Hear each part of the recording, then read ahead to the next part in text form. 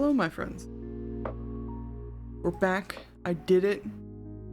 Officially 2 days in a row, which means we're back on a schedule. Thank God. Thank God. That means I can start streaming regularly again. My brain is reacclimating, coming out of hibernation, even though it's still fucking freezing outside. Dear Lord. Honestly, knock on wood, it's not as bad as it has been in the past. You know what I mean? But we still have several months to go, so I'm expecting it to get worse, as winter likes to do. I was gonna start a return to like another long play today, but honestly, I'm kind of just wanting some more chill vibes. So we're gonna be doing more chill vibes with Haste. I played this a little bit on the channel before, but I'm officially post game in Haste. I don't think there's gonna there is like a story to Haste. I don't think we're gonna encounter any huge like spoilers for it, because we're probably just gonna do like endless and like challenge runs. There's some achievement hunting that we can do, but we're not gonna be worrying about the beat shard 10 with no items and all perfects and whatever crazy ass achievements. Have you guys seen the achievements for this game? Like, I'm not kidding about that. Hold on, gotta move this out of my way. Because there's 10 total shards, so shard 10 is the hardest. The machine achievement is to complete shard 10 with no items, without taking damage, and only perfect landings. So essentially, go fuck yourself. We're not doing that. We're not doing that. I honestly, I don't even know if I want to tackle something like that off stream. You know what I mean? But I think there's some challenge runs and stuff that we could be doing. And I want to explore those, because I haven't done any of the challenge runs yet. I've done a lot of endless. I haven't done any of the challenge runs. So let me get in here. We're going to need to turn the volume back up. Hold, please. Let me get this out of here. Bonk. Goodbye, Spotify.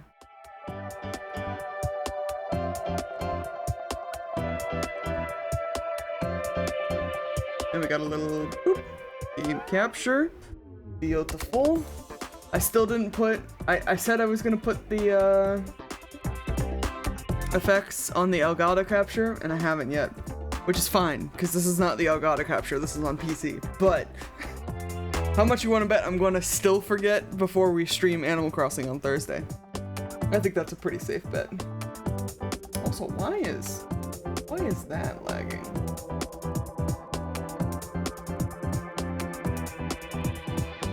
Are you good? I think we're good. Is it because I'm clicking on another program? Yeah, a little bit. Unfortunate. Can I? Maybe the graphics quality is too high.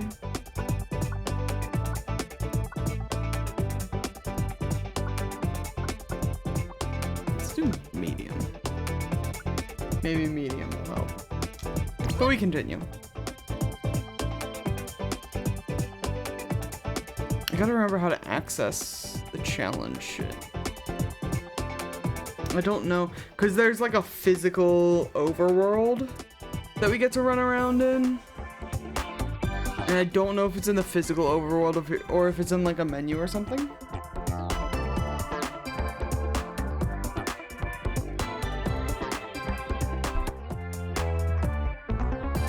Or if the game wants to load. Hello?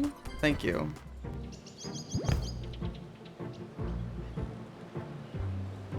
There's a little guy down there. You guys see that little guy? I forget what they call these little guys, but they're really cute. Hello. Oh, look at him, he's so soft. They have some sort of cute name for them, like squeaks or something. Deep CPU is blasting off again. Yeah, don't pay any attention to the fans you hear in the background.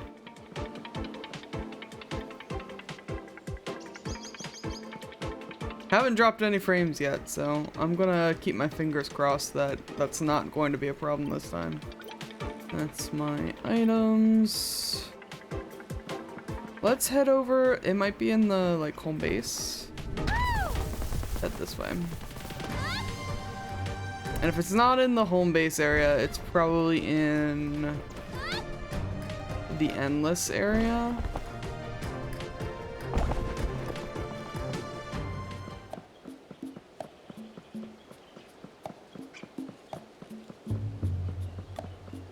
What's up, guys?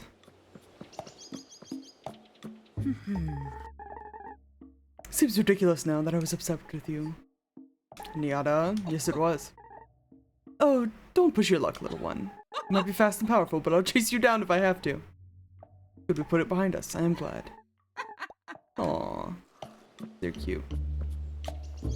There's oh, this is the fancy lady. Weebo! That's what they're called. Fashionable Weebo. This is where you get all the cool fits from. So I can be Shadow the Hedgehog if I want to. Or Luigi. But we're going with Sonic for now. And here's the default outfit. It's very red. And we can also, if I have enough sparks, we can become Weebo. Which I think is fun. But I do not have enough sparks because I keep spending them on other things. So the challenges aren't over here, huh? You don't have any of the challenges? Guess not.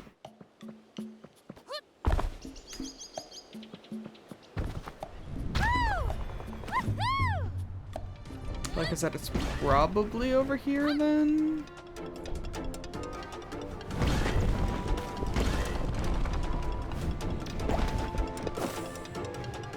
Let's see. I know they also redid this UI.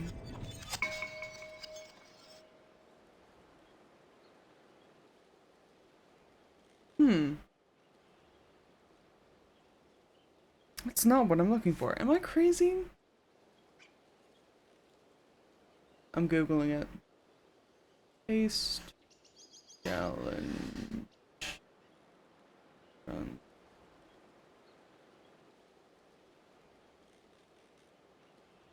Spell challenge correctly, please.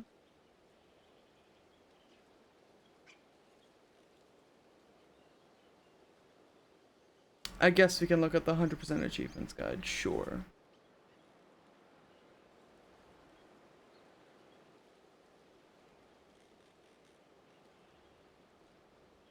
Oh, people are switching the game to easy mode to complete that hard-ass achievement that I was telling you guys about. That's so funny. I mean, that's doable.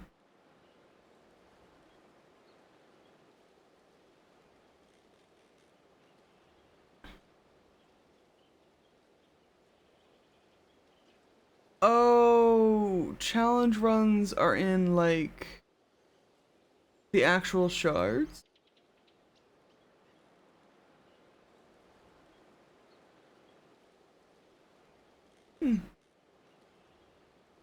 That's kind of annoying. So let's try to do instead. Let's start with some endless. Not peaceful, because I'll be here forever.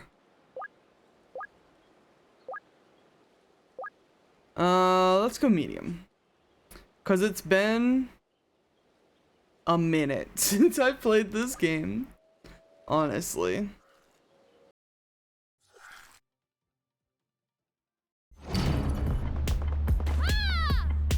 And I have gone on, like, peaceful endless for forever.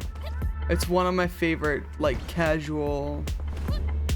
Like, when you just kind of need something to do with your hands while watching a video on your second monitor kind of games. I've gone on for hundreds of levels. I think my top speed is in like the 800 meters per second or something. That's pretty good. Because you can get crazy. You can get it to where you don't even need to touch the ground in this game. But the problem becomes, so a little game development trick that some people use is when you have like an end goal on a level,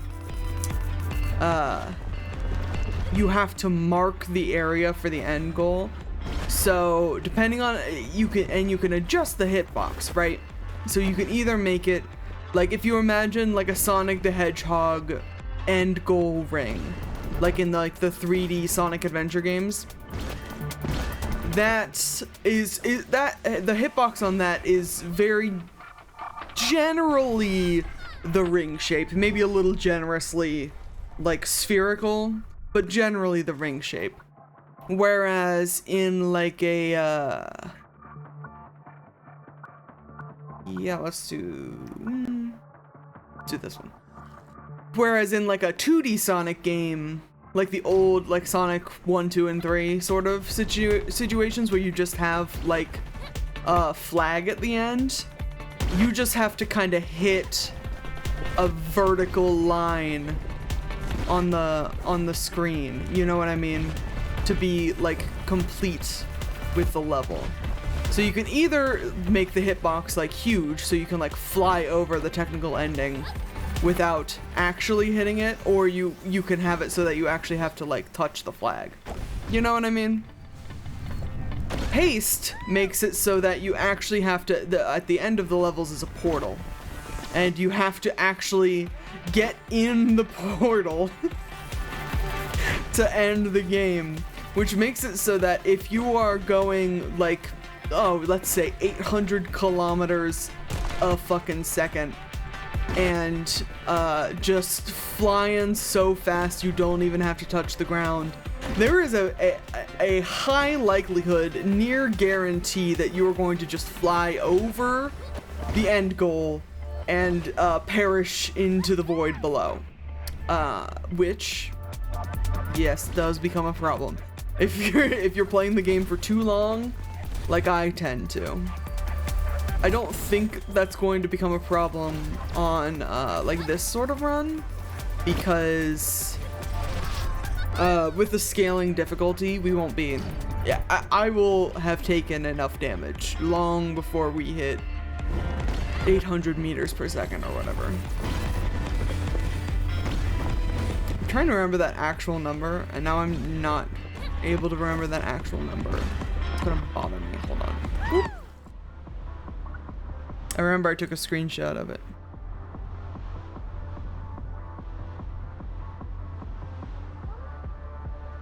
Yeah.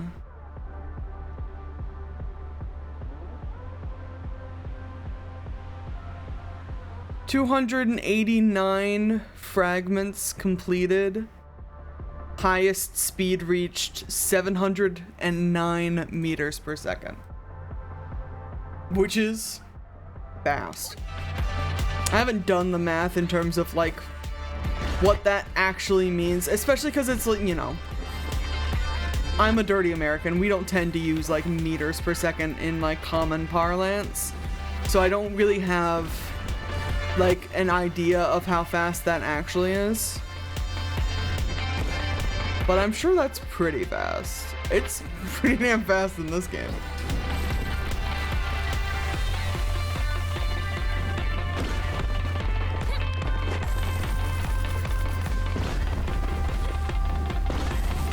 And I don't know, like I said, I don't know if you can get much higher than that, to be honest. Because the game starts fucking breaking a little bit if you're moving too fast. And by then I got so many items that just stack effects on top of effects. It's honestly a miracle my PC can handle it. And it's very telling as to the quality of the game that you can just kind of do whatever. Like, Is there ways you can break haste? Like, yeah, but not like that.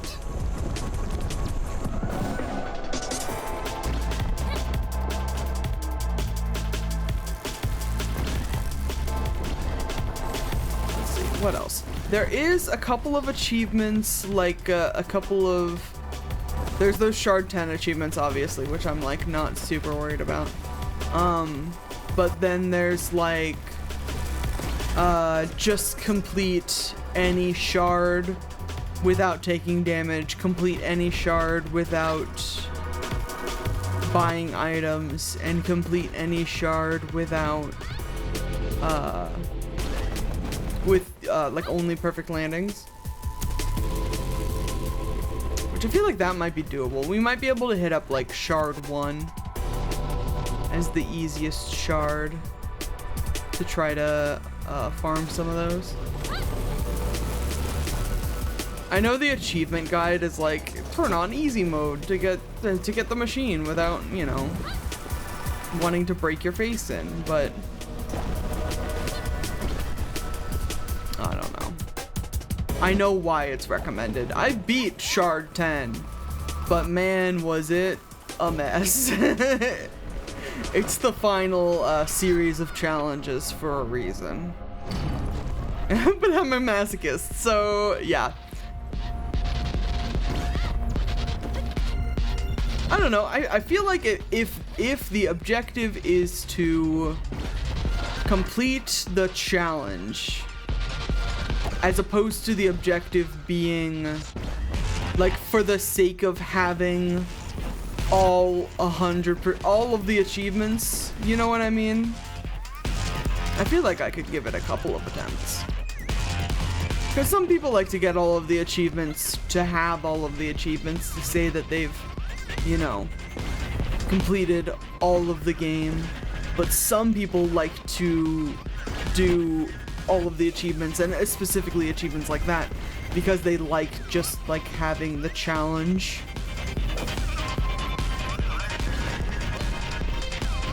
I'm kind of, I don't know. I like an achievement, but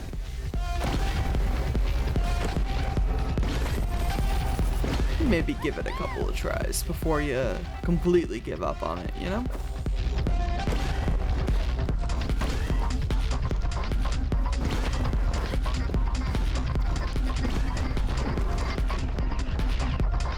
I've been considering trying to get back into Marvel Rivals recently.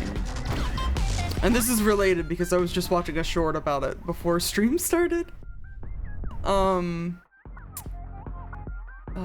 Gosh, give me well-earned confidence. And the short was apparently they're bringing Deadpool into Marvel Rivals, which I think is fun. And of course they have to, because it's Deadpool and it's Marvel. But, you know, so Marvel Rivals is a hero shooter. If you're not familiar with Marvel Rivals, the way that they do things, instead of separating each of their characters by calling them, tank, DPS, or support, they call them by needlessly complicated names. So there's, like, strategist, and that might be the only one that I officially know. Strategist, assault, and tactician, or something like that. It's needlessly stupid. They just didn't want to be, you know, Overwatch and calling their shit tank DPS support. But the reason that Deadpool is kind of making a lot of waves right now in pre-release, I think that update might be happening like today.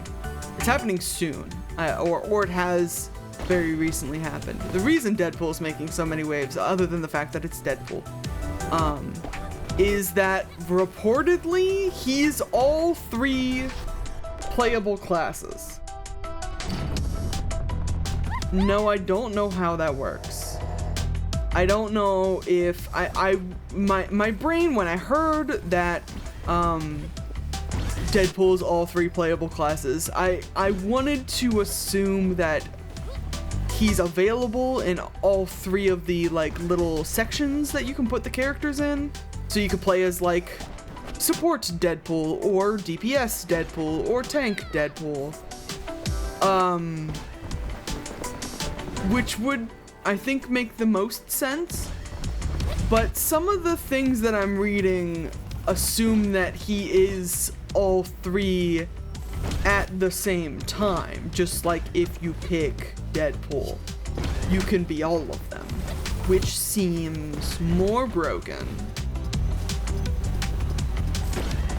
I don't really necessarily know how that would work, because it kind of, in that sort of scenario where you're like, it's a jack of all trades, master of none, but better than master of one kind of situation.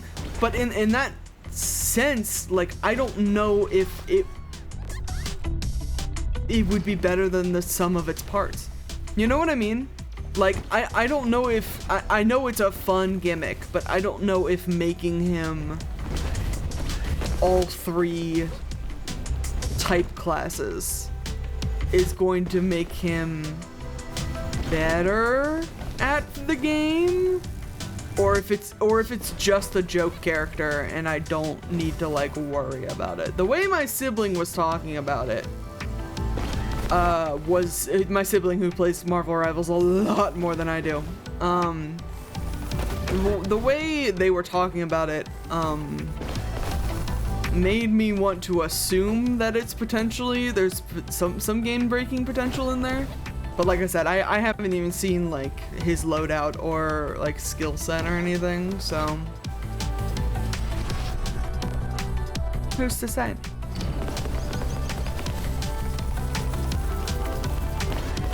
Anyways, I was considering getting into Marvel Rivals, not specifically because of Deadpool, but partially because I'm already once again becoming like tired of Overwatch. As will probably surprise nobody, I like playing Overwatch when I get to like play with people, this is exactly what I told Ace when I was like considering re-downloading Overwatch. I was like, I like playing Overwatch more when I get to play with people, but playing solo is kind of fucking miserable. And they do play Overwatch with me, but I am more often than not solo. And I hear the vibes over in Marvel Rivals are at least a little better, but I don't know. It's really intimidating trying to learn like a whole, it's not like a whole new / separate way of playing the game, but it is different than Overwatch. There's like other things to consider. Reportedly there's a lot more buttons I have to keep track of, because Marvel Rivals does they do like hero team-ups where you can like synergize with people, and it gives you like bonus abilities, and those bonus abilities, if you're playing like a really popular character at the moment, those abilities are all mapped to like separate buttons, so you can have like up to 8 different buttons to handle, including like move and shoot. Well, not including. 8 buttons on top of your typical WASD left mouse button kind of situation. Which is intimidating, because I'm not great at the game, so I don't know. I don't know if I need more buttons to press.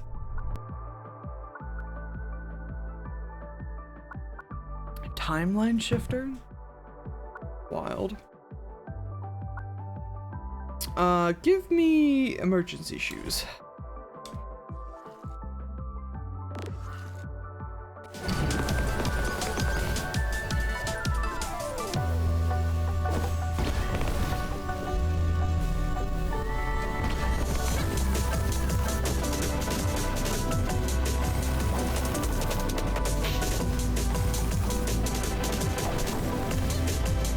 But I don't know, maybe it would be good. Maybe it's a good game and simply no one told me. Just kidding, everybody told me. Everybody, pretty much everybody I've seen play Marvel Rivals really enjoys Marvel Rivals.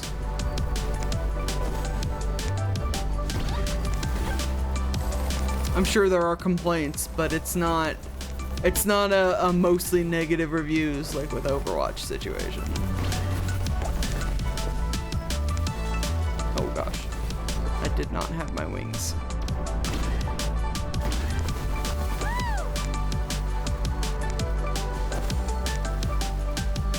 I still don't have my wings. Oh god. It's fine. We need energy generation.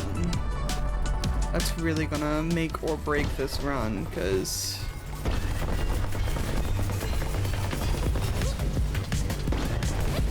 if I can't,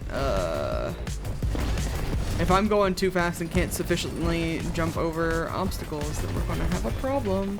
We also need health regen. I'm just remembering that medium difficulty doesn't give me extra health every level, so I'm taking all these reckless freaking shots and for what? Ooh god. This is fine. This is fine. This is fine. Whoop! Cactus.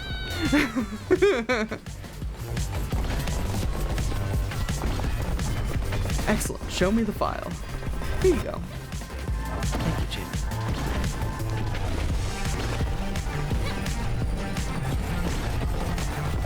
We're good. We're so good.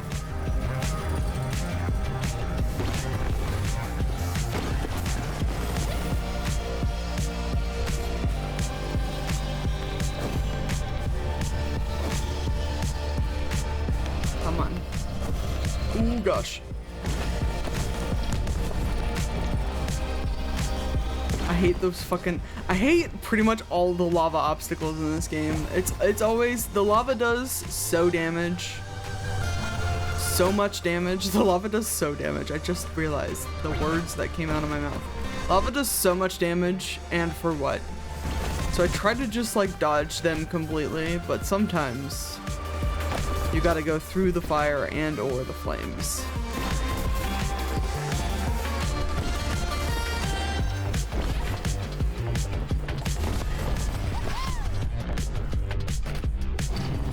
Okay.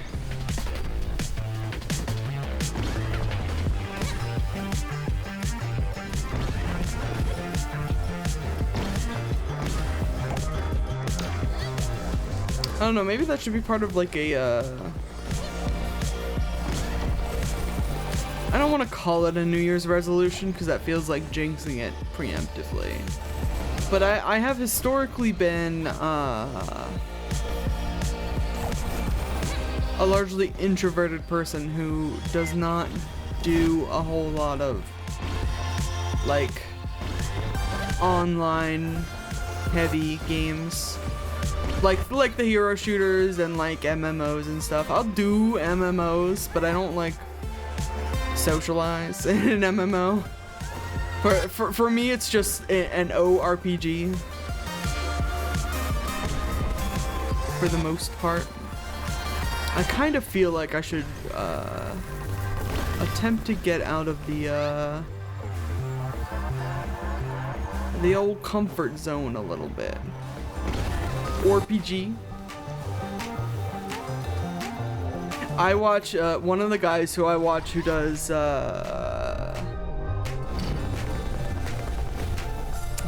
video essays. That's what they're called. One of the guys who I watch who does video essays, Super Eyepatch Wolf. I don't know what his accent is or where he's from, but he pronounces RPG like ORPG, and it makes me giggle a little bit every time. Not because I want to specify. I don't do this because I'm like wanting to be mean to Mr. Super Eyepatch Wolf. That's not it. I just really enjoy like different pronunciations / mispronunciations of things. I think it's really fun and funky to say things differently.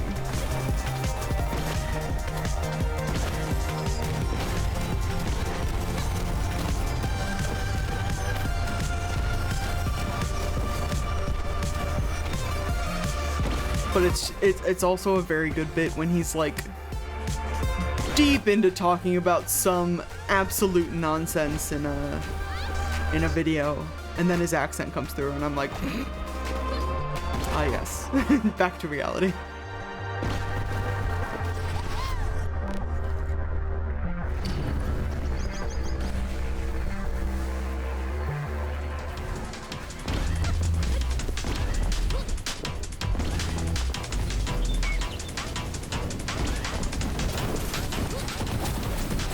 That's enough missiles, my guy? I don't think so.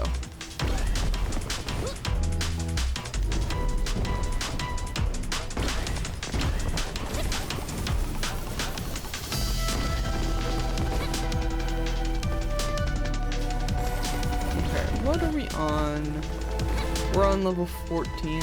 I think maybe if we don't die by fragment 20, we'll tap out and then see if we can do some achievements.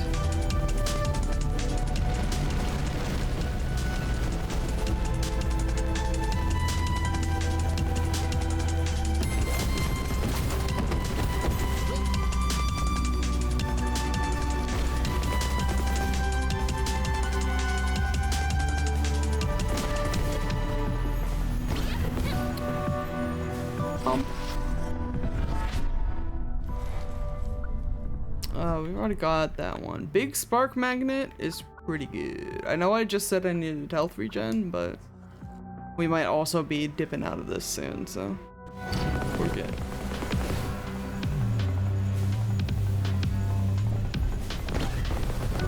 I'm still in the process of trying to figure out what long play I'm gonna pick back up. Honestly, we might just not have a long play for a little bit. Or our long play is gonna become like Animal Crossing, but there isn't really like an end to Animal Crossing. I think we might just do like a weekly Animal Crossing update. I think that would be kind of fun. Ouch. Oh god. Because I was kinda trying to consider, picking back up Baldur's Gate 3, because that was the last, like, long play we were in the process of. We've got, like, 3 episodes, including the, intro, where I was just, like, testing my graphics capabilities.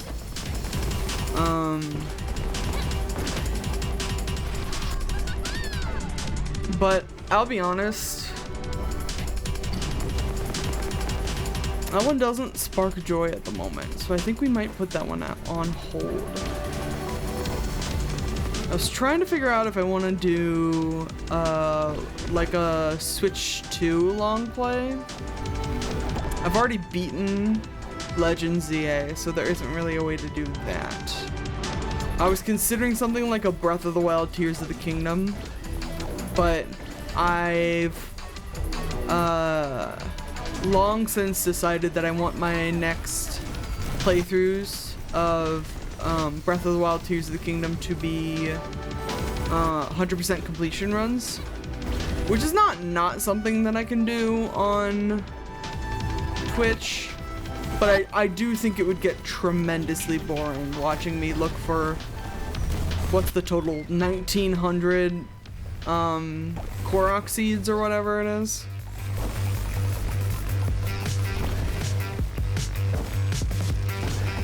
It would make for good banter, and I do really enjoy the games. But that might be more of like,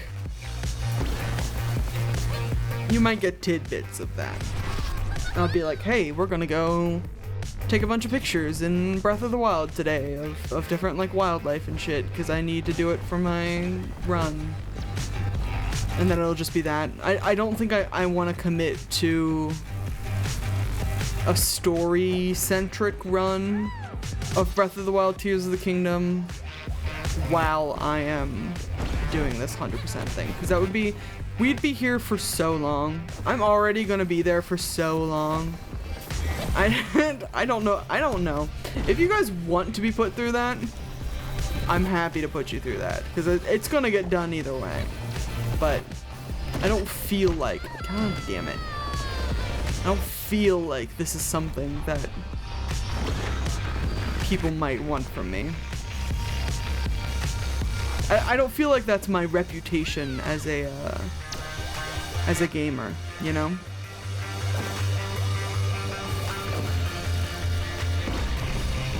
If you don't already come here for like really in-depth 100% run type material, maybe it's not a category that I necessarily want to put myself in.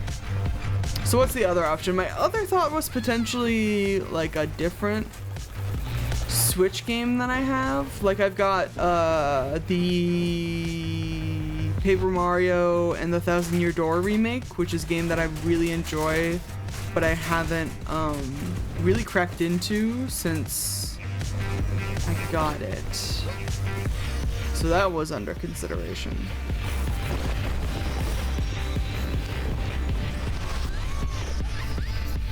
And then what else do I have? I could do like a Pokemon Super Mystery Dungeon or something. Because I've been playing through Pokemon Mystery Dungeon Blue Rescue Team on my iPad recently, which has been very fun. I love a turn-based RPG. I am a sucker for a good turn-based combat. And not having to fucking stress about live combat. Like, oh my god, have you guys seen that mod for Baldur's Gate 3 that turns it into like live action combat instead of turn-based combat? It's absolutely fucking insane.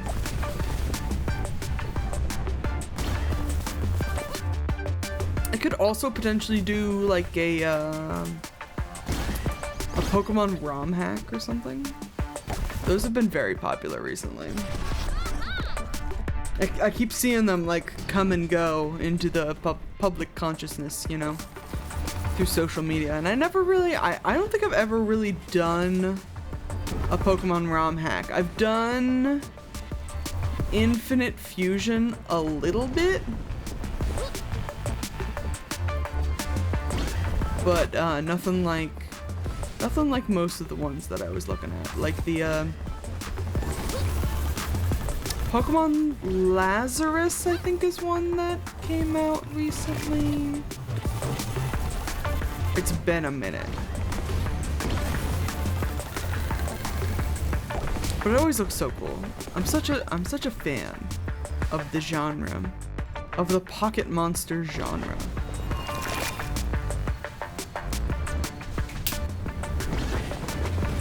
But I don't know. Hold on. Give me 2 seconds. My arms are falling asleep. Because of how I have them like setting on my armrests. That's gotta relax a little bit. Okay.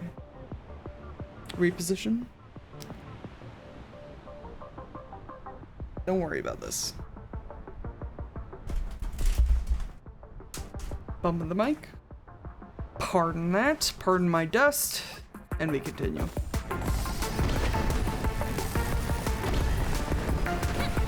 But I also know we've got some new games coming out this year that I'm definitely going to be interested in playing. Bobo Bay finally comes out this year, which, first of all, if you haven't heard, I'm pretty sure it's called Bobo Bay. Also, we're definitely digging that one. Let me find it. It's a spiritual successor to like the concept of Chow Gardens. Release date. It's in here somewhere. Oh my god, Winnie's Hole is coming out on the 26th. Let's go. No. Slay the Spire 2 comes out in March. Bobo Bay comes out Q2 2026. Subnautica 2 comes out sometime this year. Demon Bluff comes out sometime this year. Pokopia will be out in March, yeah.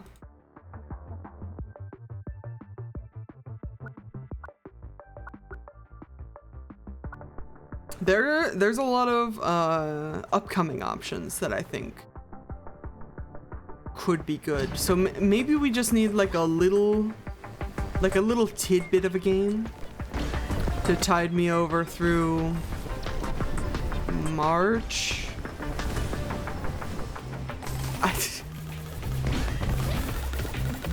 I will probably buy and play the full release of Winnie's Hole for stream at least once. I don't think, because it's like a roguelike, I don't think we're gonna really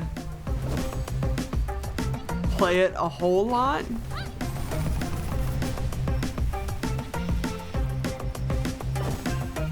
But I don't know. Maybe something will particularly captivate me about the full release or something. But I don't know.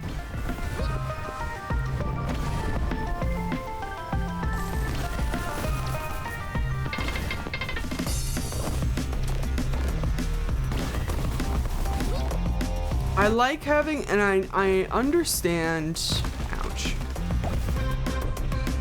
why you as a viewer would want me to make up my damn mind about what I want to play. But you have to understand, a lot of days, I don't know what I want to play until I realize it's like 20 minutes before stream, and I'm like, oh shit, I'm gonna have to play a game for 3 hours. What game do we want to play for 3 hours? And unless it's like already a hyperfixation, it's simply like, it's gotta be something that my smooth brain can handle. You know what I mean? That's why we play a lot of like roguelikes and stuff on the channel.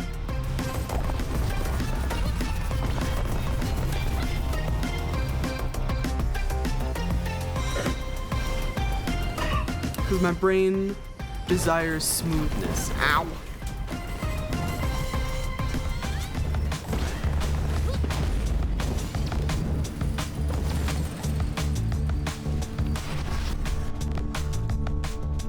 But also it's like, it's so wild to like think about like this, because this is one of the games that I would consider to be like easy enough for me to just zone out. I know we're past fragment 20. I just looked up there.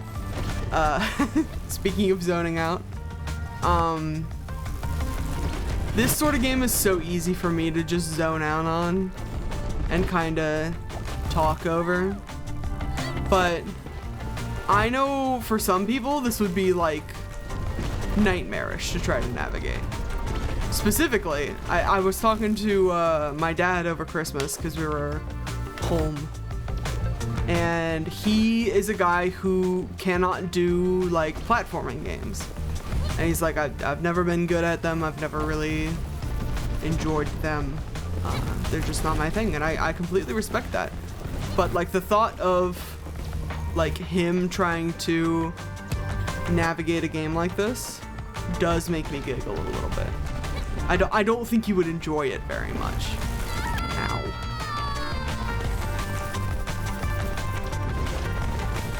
And he's big into first-person shooters, which I also enjoy first-person shooters, but I'm not nearly as good at them as he is.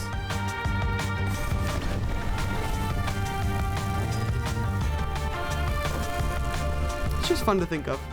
And it's, you know, one of the many reasons why it's kind of important to have circles outside of your circles. People who aren't all into the same thing that you're into.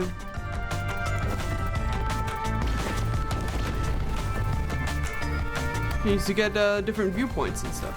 And you can have interesting conversations about it. Look at all these fucking sparks. Cactus! I got greedy. I got greedy and the cactus humbled me.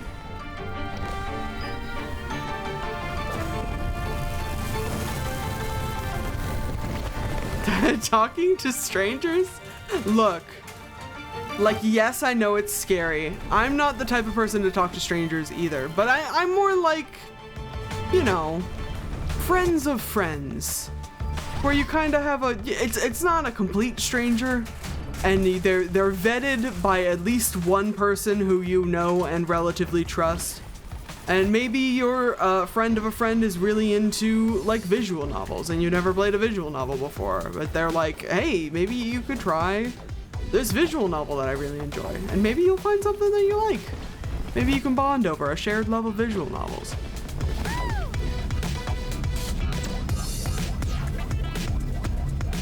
I think that would be fun, in theory.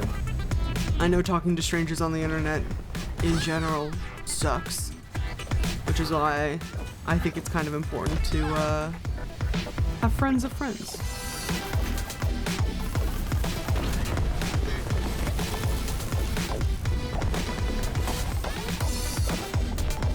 Oh god.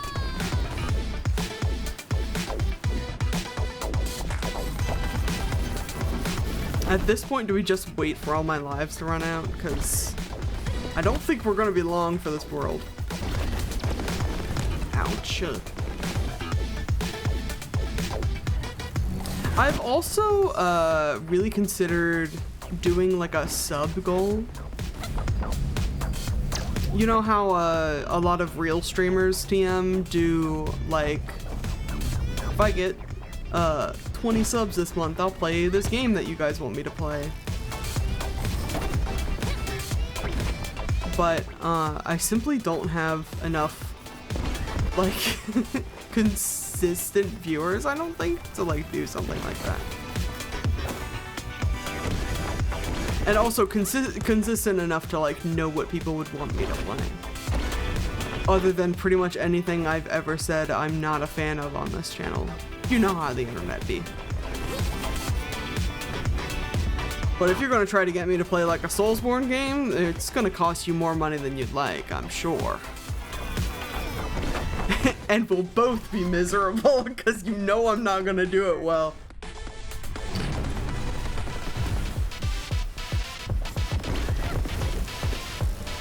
That's one of my favorite things to like experience. One of the funniest things that I think you could possibly experience in like a Twitch channel capacity is being like, oh, content creator I like is playing game that I enjoy. But there's several different variations of people who enjoy games, and there's always going to be one person in the chat who enjoys the game on a different level than the creator is enjoying the game on. So they're gonna be like, you gotta do this, this, this, and this, and you gotta go talk to that NPC, and you can only use this weapon, and then content creators like, no, I think I like the big smashy hammer. We're gonna do the big smashy hammer run. I think that'll be fun. And the person just keeps trying to like force direct the stream until they get like timed out or banned for it. And I know it's really annoying as like a streamer. It's not something that I would necessarily want to experience, but it is very funny from like a what the fuck are you doing here kind of vibe. Like what makes you think that this is your show that you can just like you're typing a prompt into an AI, a generative AI fucking bot. Like, this is a real human person who's going to play this game the way a real human person would. People have been getting so mad recently. People have been doing that a lot. It's been a problem for a while, but it's specifically a problem when it's a game that there's like a very rabid fan base for. Specifically recently it happened with Dispatch, which is like a choose your own adventure sort of thing. Lots of alternate timelines, lots of endings that you could possibly pick.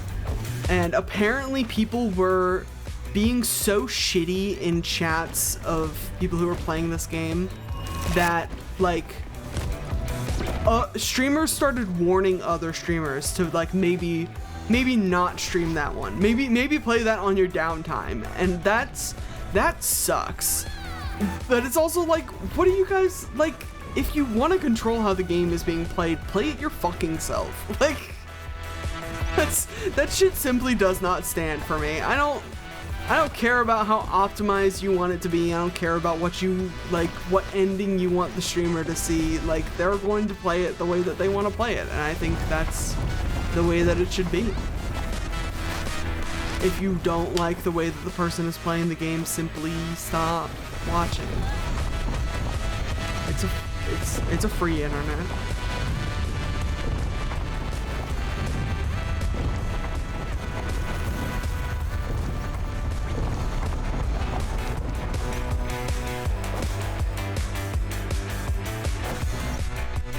I'm trying to read your chat.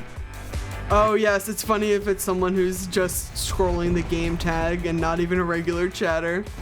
She doesn't even go here. Which definitely happens.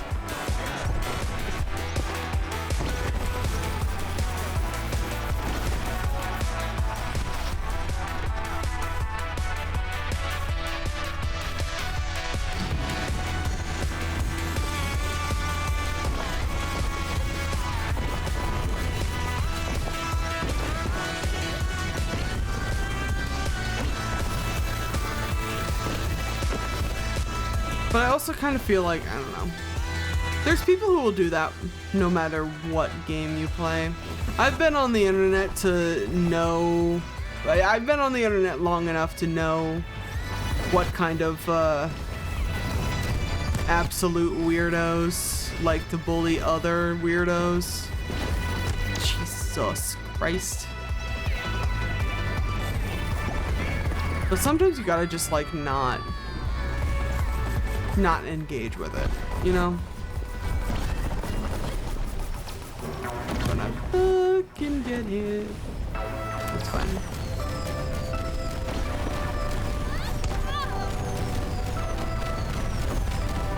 So in that vein, I know if we ever did like a if I get X amount of subs, I'll play one of the, like a FromSoft game or something, I know somebody's gonna come in here and be like, actually, you should be using the Moonlight Greatsword against, whoever the fuck, Jubileus. And I'm like, okay, whatever. Like, I'll read it and we can like talk about it, but I will play the game how I want to play the game, you know what I mean? Ow, fuck. Can't imagine streaming one of those games. Have you seen the original Dark Souls game, I think? I don't know if this has been modded into any other Soulsborne games. The original Dark Souls game, someone made a mod to add a laugh track, like a canned laugh track whenever you die or take damage. And I think that would turn me into a supervillain. I think, like, Really funny though. It's incredibly funny, and I've watched streams with it, and it's been incredibly funny. I think if I had to sit there and be laughed at for like the 32nd time when I die to, you know, His Majesty's great cat or whatever, I think I would become a supervillain. I can't imagine. Those games are insufferable enough as it is. If I get 120 subs in a month, I will play a Soulsborne game with a laugh track.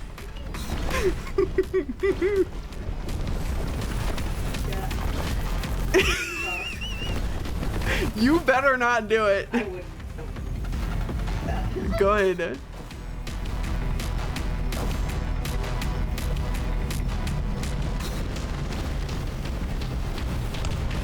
$150 subs. And I'll do all of the above, but also intoxicated.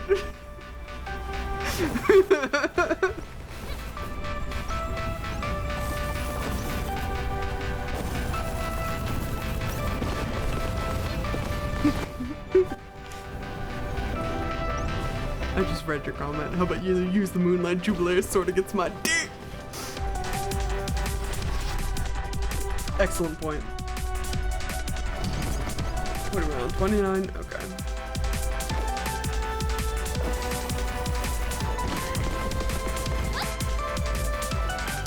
I don't know. I could kind of do this for the whole stream, but I do kind of want to do, like, go through Shard 1 and see if we can get some of these achievements.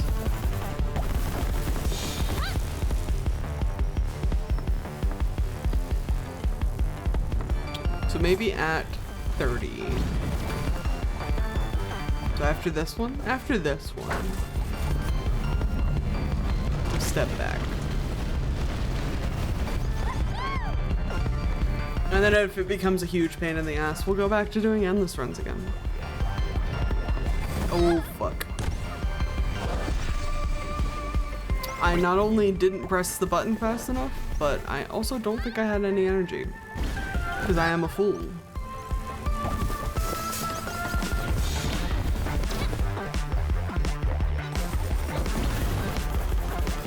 There we go, there we go.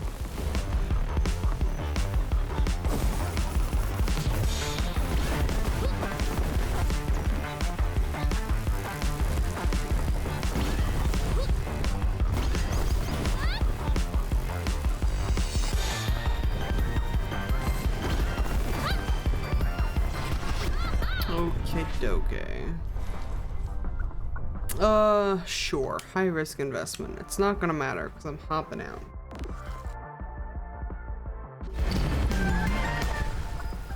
Abandon shard, please.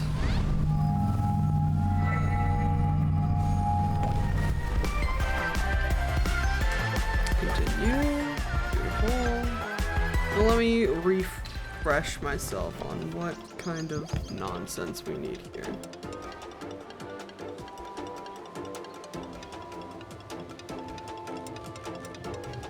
Spotify, you can go fuck yourself real quick. Hold on. Achievements?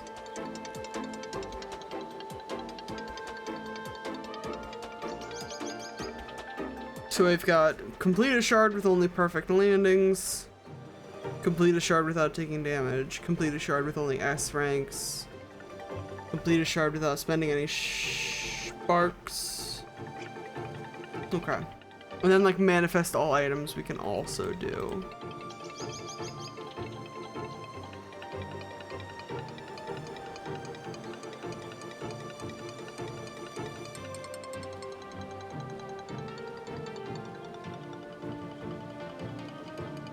So I think we're gonna start with bare bones.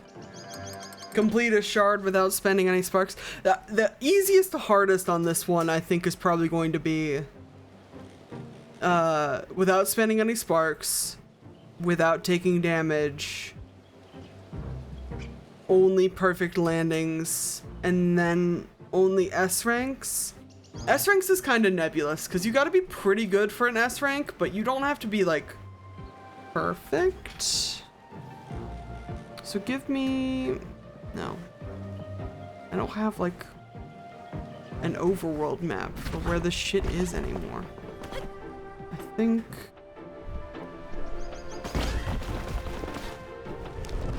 Yeah, that's 8. We don't want 8. I think one's like over here in like a foresty area. It's 5. There's 2 I see in the distance.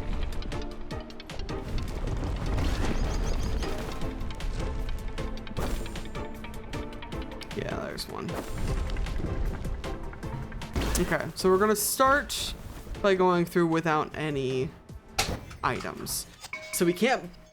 Well, hold on. Was it without any items or without spending any sparks? That's actually a really important difference.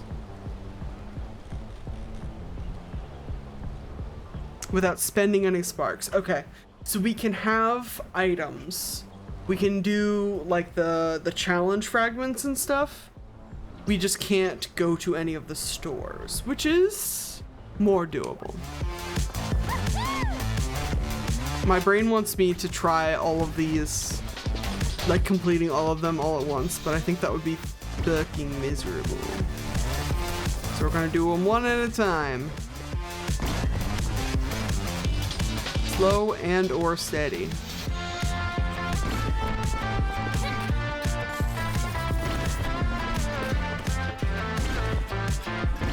My freaking nose itches. Okay, we're good. Sometimes you get a little dusty, you know?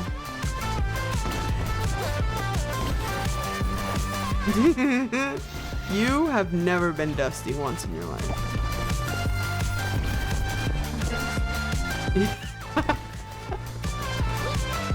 You remember that Green Brothers bit? Sneezing is not normal, I never sneeze. Deep Blue Ink did like an animated about it. The writer went to their allergist and like asked them a question about something. And their allergist said sneezing is not normal. I never sneeze. Can you imagine being a person who doesn't sneeze?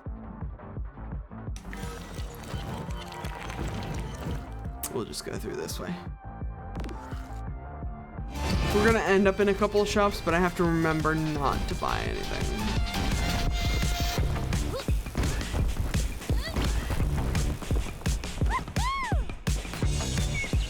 I also forgot how, like, very easy the first shard is. It's pretty good.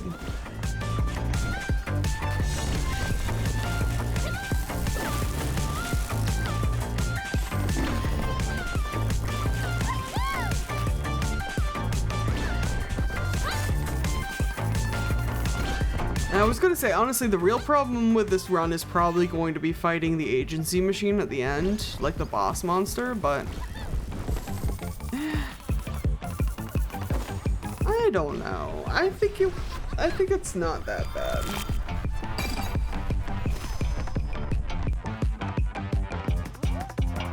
Ooh, Wraith reaches out a hand to Zoe. Moment of sharing, but whose turn is it to give and whose turn is it to take? Sure, dude, you can take some of my health.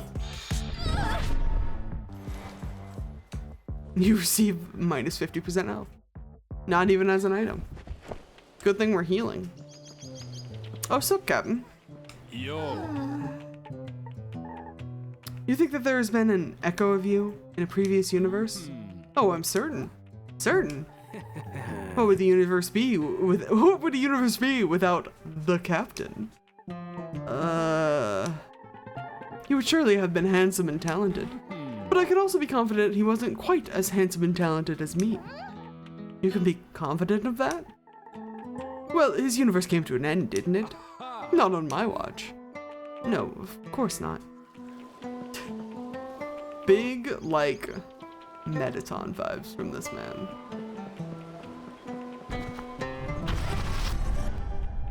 We love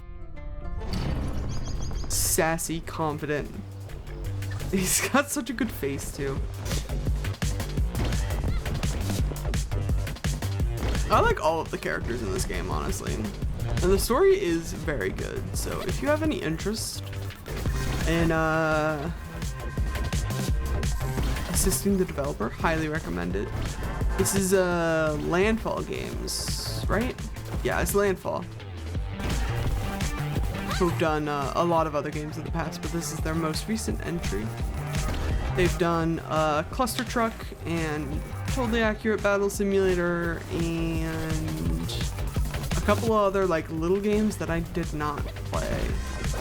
There was one about like Tokyo drifting on a horse. No, I'm not kidding. I don't remember what it was called though. It looked sick as hell. Yeah, everyone would know them at this point. Everyone knows them most from their collab with Aggro Crab in Peak. Captain offers Zoe a bet.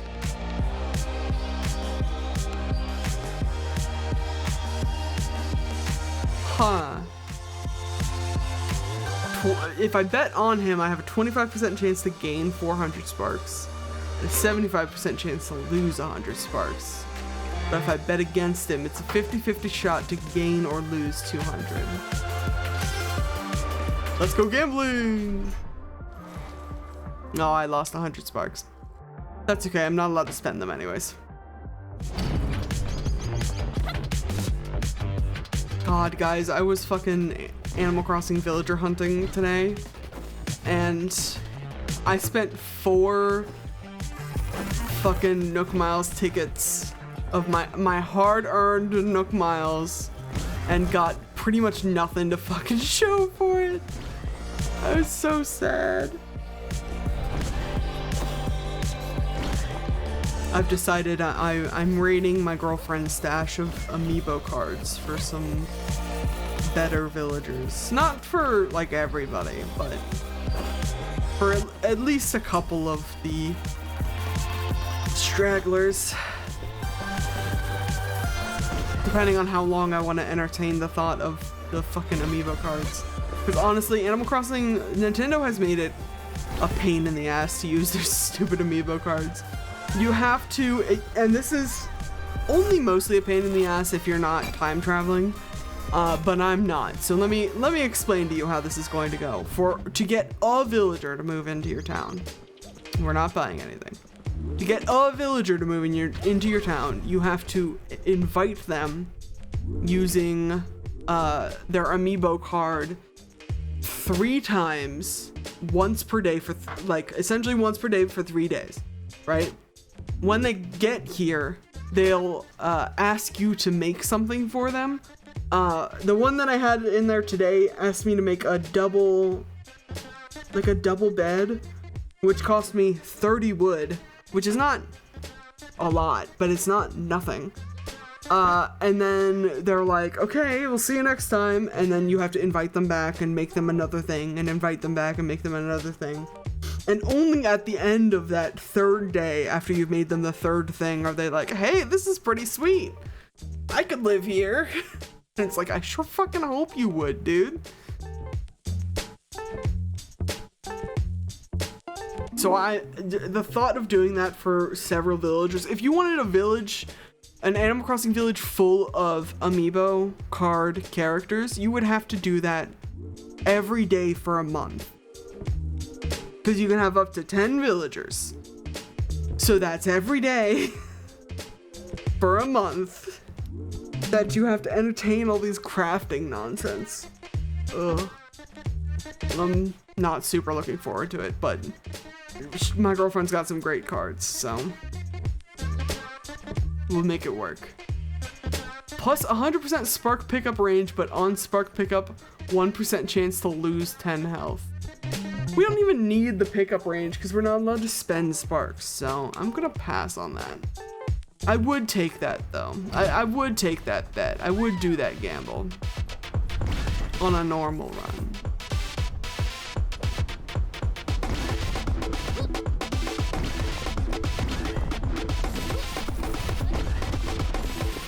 That's how Animal Crossing is going today. I also chopped down a bunch of trees today. Because I really don't like entertaining. I don't want to say I don't like entertaining trees other than fruit trees on my island, because that's not true. I do like the pine trees. I think they look very nice. I don't like entertaining like the normal looking trees, the trees that look like they should be fruit trees that don't bear any fruit. So we got rid of all of those. And I planted a bunch of pears and shit today. And then I went to go check my town ratings, and Isabel's like, people are having problems with our natural beauty. You should plant more flowers. I'm like, Isabel, have you seen how many fucking flowers I planted? How many? I'll drown this island in flowers. How many more flowers do you need me to plant? Overwound pocket watch? Sure.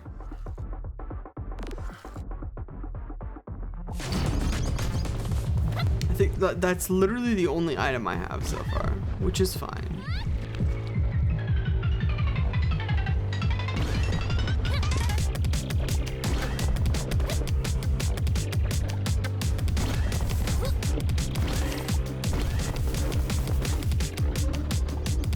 Anyways, I also remembered, like literally this morning, that you don't need 5 stars to get KK. You only need 3 stars to get KK, which is great because I was not making it 5 stars in a reasonable time frame.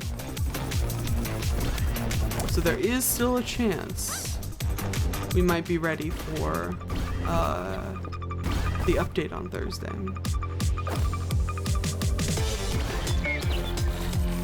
I'm so fucking excited, dude. So excited. Oh, I forgot. I need to look for, I forgot the update's gonna come with new villagers that you could have ostensibly. I don't think I'd have Tulin or Mineral now. But mostly because I think we only might have one of those amiibos. I thought we had 2. I think I might have a Wolf Link and Midna amiibo that I got. Fun fact, when I was younger, I managed to save up enough like Dave and Buster's like tickets, or I guess they're not really tickets because they don't give you like physical tickets, but the digital tickets to buy a Wii U remastered copy of Legend of Zelda Twilight Princess, and it came with the Wolf Link amiibo. So that's how it's one of the only amiibos I have and have ever had. And then I got my girlfriend the Switch remake of Skyward Sword for her birthday. And that came with the Zelda and the Loftwing amiibo, which I think is one of the ones that you need for to get Tulin.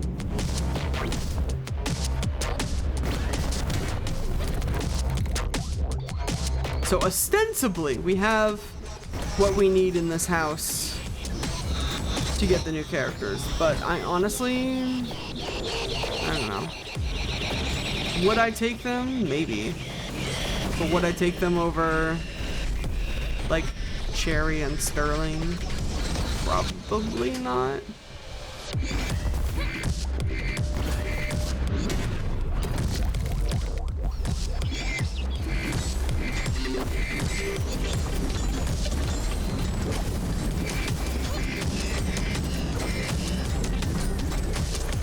I'm really curious as to how the like extra islands, quote unquote, you get will work, because people are trying to figure out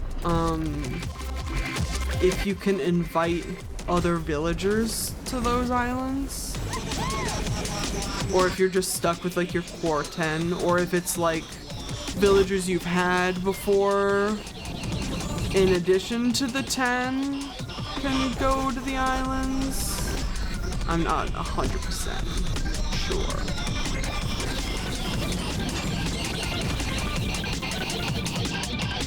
And I'm probably not going to be sure until I get the update and see the patch notes, you know?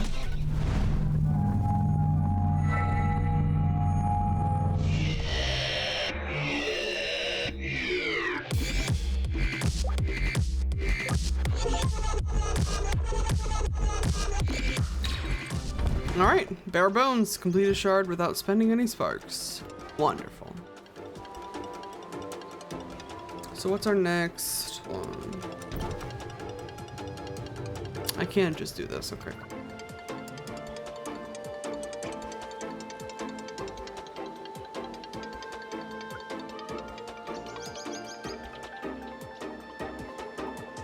I think our next objective is to try without taking any damage. So we can buy items, but if we take damage, we need to reload. And I do think we can just like restart shard. Or there was that option in the endless, but I don't know if endless works differently.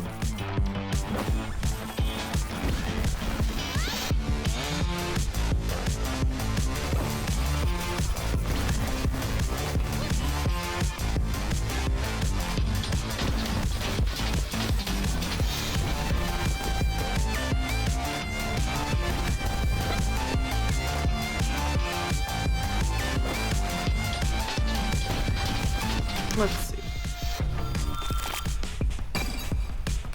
I feel like during one of these challenges, I'm just gonna spontaneously acquire the, like, do all S ranks or whatever.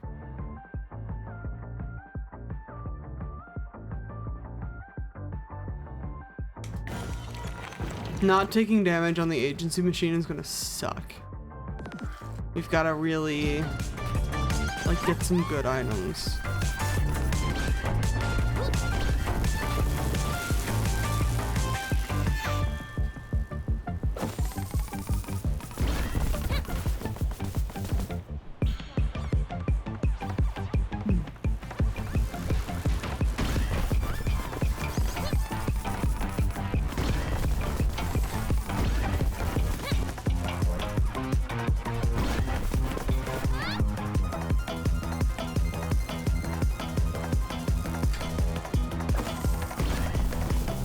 Okey-dokey.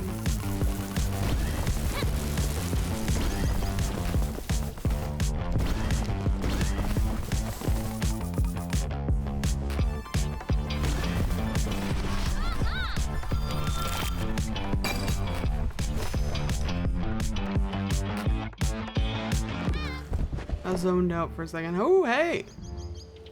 Hey, girl, hey. Niata, hello? Hmm? You aren't going to greet me? You said goodbye. That was a while ago. A minute, perhaps. It's only been a minute for you? That's crazy. I've been running a bunch. Oh, do you think I could catch up with myself? Would that be bad? I think you'll pass through the gate and find yourself in a completely different place. Yeah. But you did say I'll find myself. Ugh. She's so cool. She's so cool. Ooh, in a shop? Don't mind if I do. Do not need to teleport, thank you. A boost? Maybe. Sure. What else are we gonna spend our money on? What are you gonna be, the richest man in the cemetery?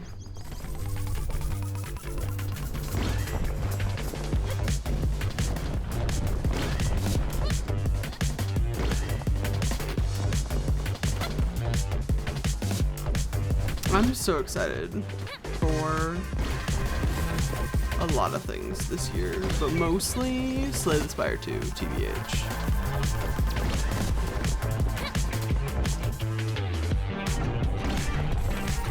That might be one of those games that I get on multiple systems. I think I have Slay the Spire 1 on multiple systems. I've got it on PC and Switch version.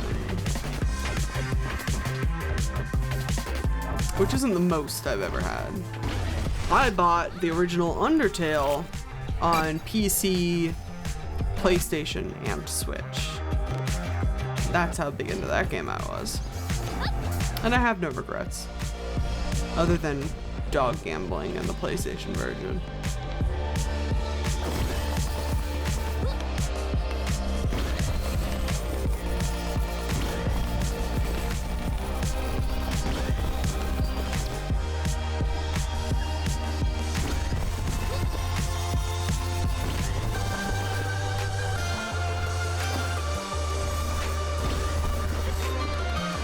I really hope you guys are into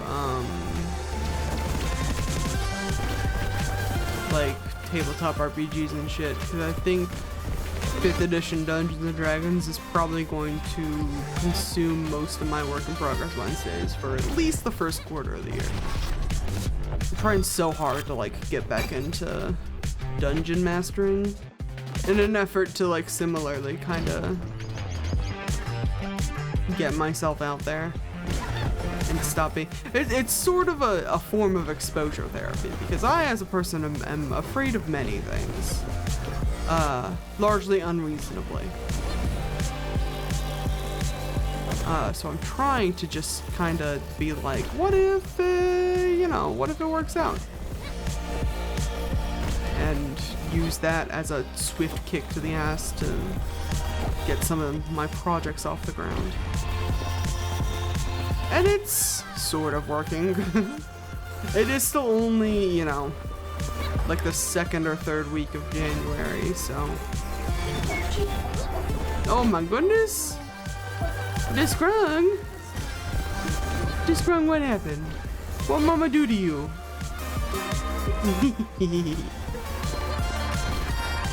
Oh, she wished to be cozy, mama.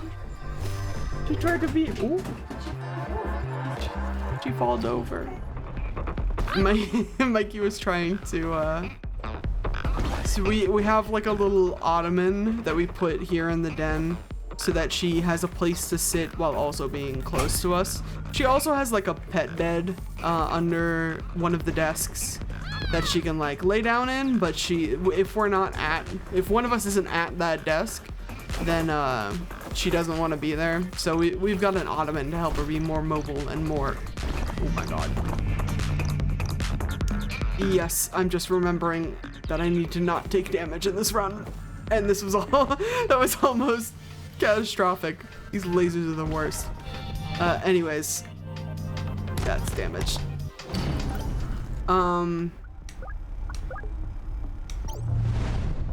She was sitting on the ottoman the other day, and I put her blanket over top of her because, as stated, she does like to be cozy. She likes to curl up under a blanket when she's like snoozing or whatever.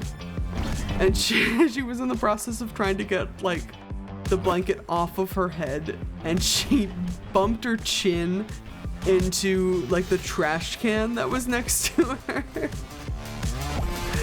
And she couldn't see it because the blanket was over her head, and we were like, oh, you poor baby.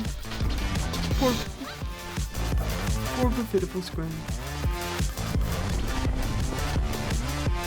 Does she know I'm talking about her?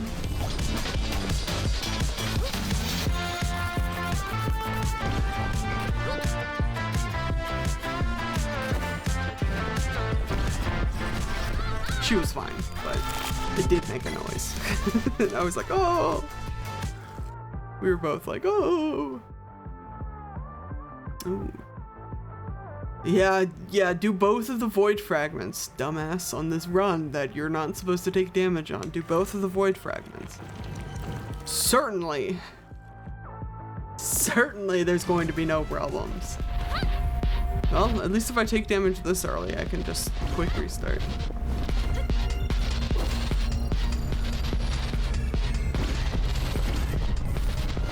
Cozy scrowl. Oh, I heard that snurg. He's snurking cozy. Little croissant. Oh my goodness. One of these days we'll get. Yes. One of these days we'll get a Scrungus cam. I think that would be fun.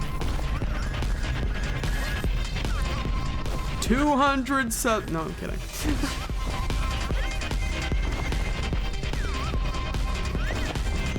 That's just kind of one of those things that I think is going to happen the more that I stream and the more traction we get. In addition to like getting a better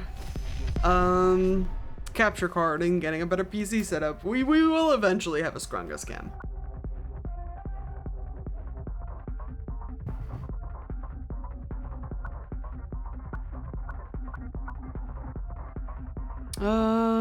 Shortcut, sure.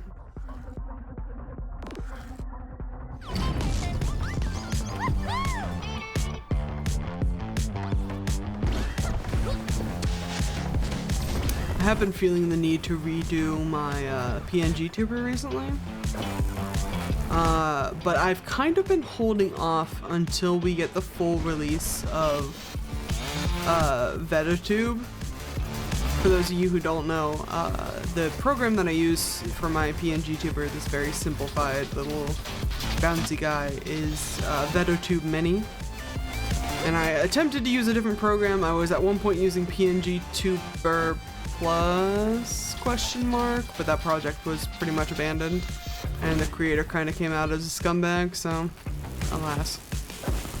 But the people behind VetoTube have been working on, VetoTube Mini have been working on like a full release, just called VetoTube, and it's been paywalled behind their Patreon for early access at the moment, which is fair and valid.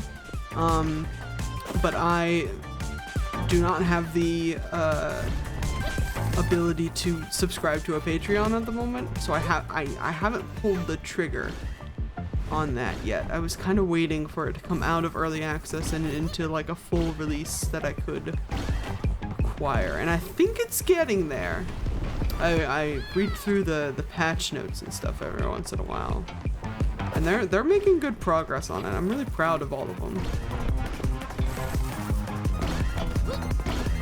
And then once it's out, I'll throw them a bunch of money.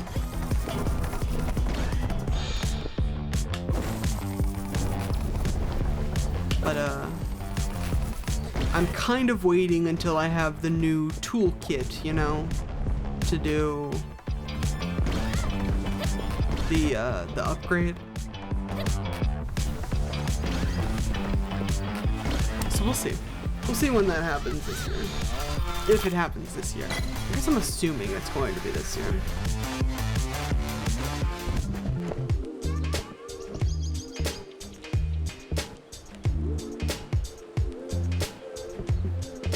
Oh, sorry, I got distracted by things on my Twitch hub. 400 leaf clover, let's go! I do love the 400 leaf clover.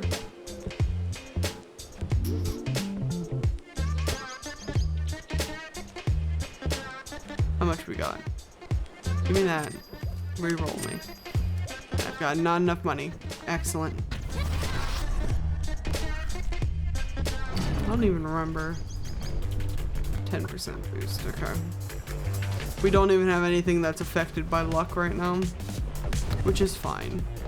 It's a little funny.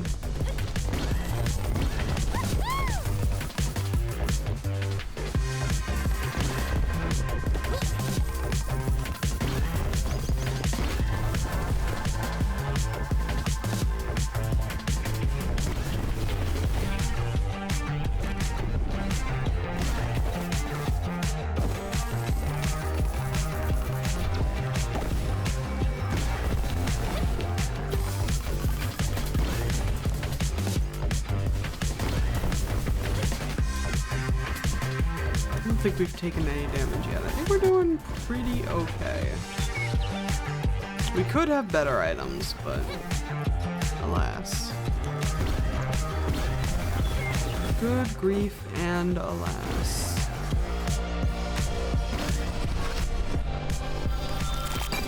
A good amount of S strength though. Oh, here it is. Here's the other fragment distortion that's gonna kill me. Oh, not the gravity bombs, please. Please, sir, I'm just a little guy.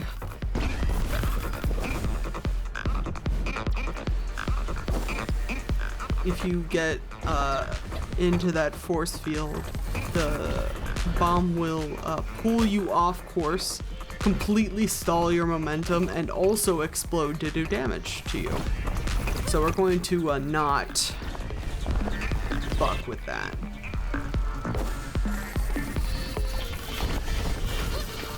I'd rather not get exploded today, thanks. Ooh, fuck. Yippee! Alright, hold on. Hold on. I gotta... My,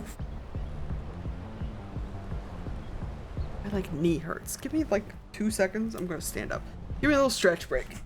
Stand up! Stretch your legs. Oh my god.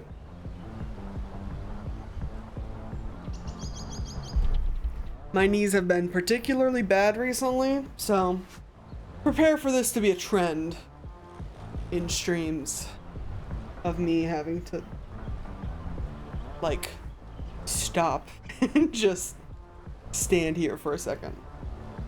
Actually, I could technically game from up here, but it's not great. Your streaming message made me startle a little. I thought haste was you telling people to hurry. Yeah, dude. Hasten and get into the chat. It's stream time. Hello, Kragan. How are you today? We're doing a stretch break.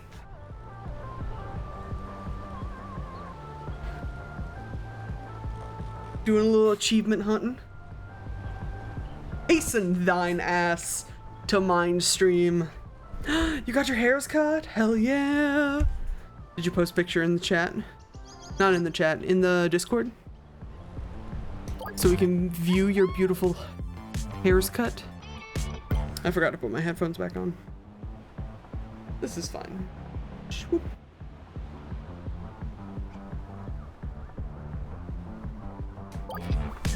Ouch.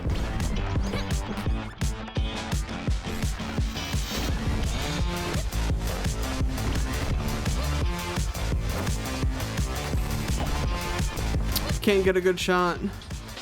Oh, that's fine. Gotta let the front grow back out again. Also valid. This is really close to my face. If you can't get a good shot, don't worry about it. You just know we like to hype you up.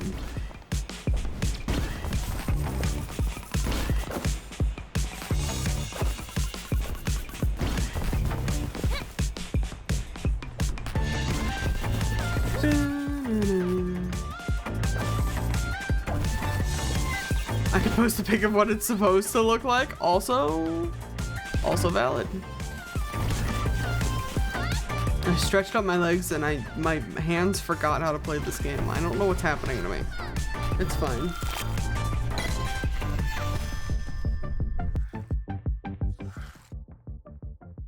So what is haste? Haste is, it is very Sonic. It's kind of an endless runner sort of thing. Where you have to get from point A to like an exit portal without taking too much damage and dying, falling off the edge and dying, or going too slow and being consumed by the oncoming distortion, essentially. And in each, we are in a shard going through fragments, which are levels. We got to go through each one of these little guys to work up to this big guy at the end is the boss fight. And we are currently working on achievements, so I have to do all of that while also not taking any damage. If I take any damage, I have to restart the run.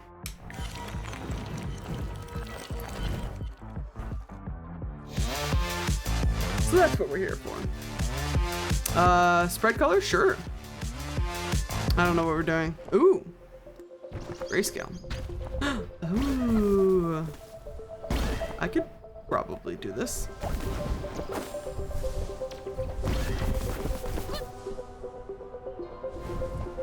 This is really pretty. Right?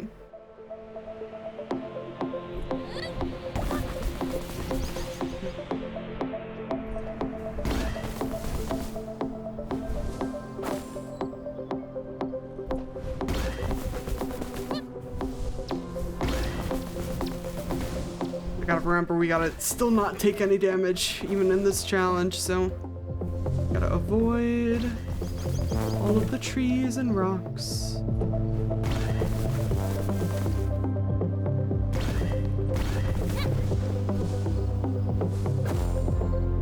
Uh, 97%, I don't like that. Ooh. No! And we go again. How the world looks when you finally get ADHD and or antidepressant meds. I'm gonna take your word on that. Hashtag unmedicated.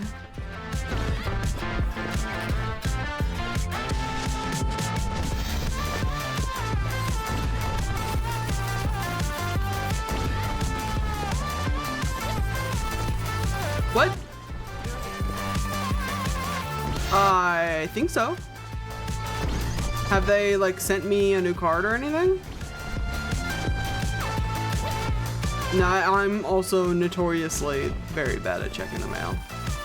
But digitally it looked like it was set back up. But my new insurance coverage would have started January 1st. So Get you medicated. Let's go medicated. get in, bitch, we're getting medicated.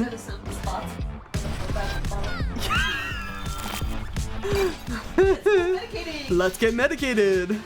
Yeah. I'm gonna not. The void fragment's probably fine.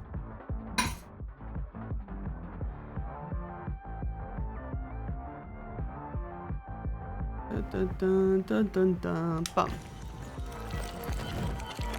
You can do these levels like one by one, but I really like just kind of picking a path and going for it in the shard, because it'll just roll each level into another without you having to like look at a menu. It's very nice for the flow state. Tacos and sushi, tacos and sushi, tacos and sushi, and antidepressants. Yes. Honestly, I would love tacos, sushi, and antidepressants. Antidepressants.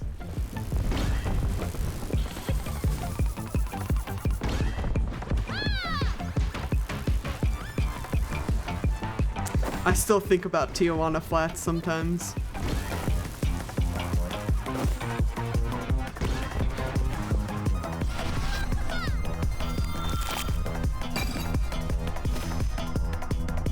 Oh, you're trying to find good Asian places around you? Good luck. Good luck. Tijuana Flats was so good. But they simply do not have them around where I am anymore. Oh, the bombs again, please. Tijuana Flats, Jeremiah's, and antidepressants is what I need.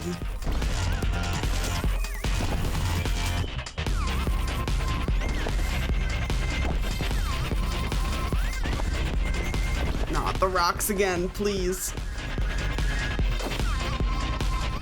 Yeah, they gentrified one of our favorite Mexican places, and the other one just fucking closed down because the people were raising rent on them. It's the worst.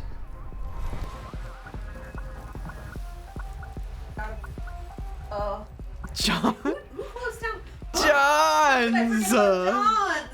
John's Tex-Mex.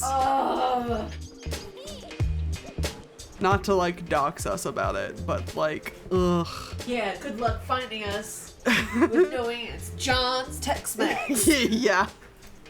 And it's closed. You're right. They'll never. That is true. Oh. Honey. Okay. You're allowed to interrupt my stream at any time with kisses.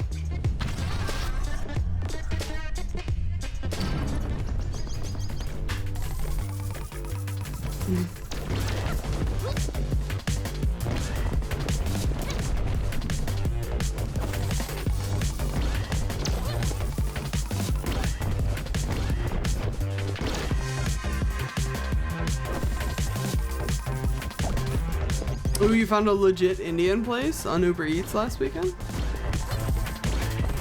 Did you try it? Or were you just browsing?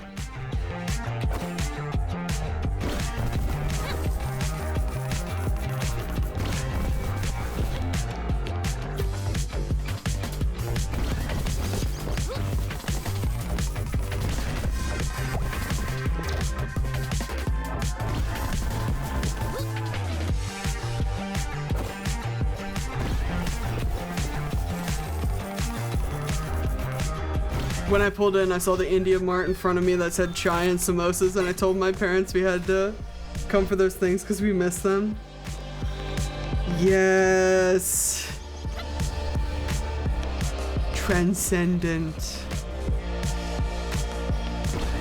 You had the fucking Ratatouille food critic experience. What the fuck was his name?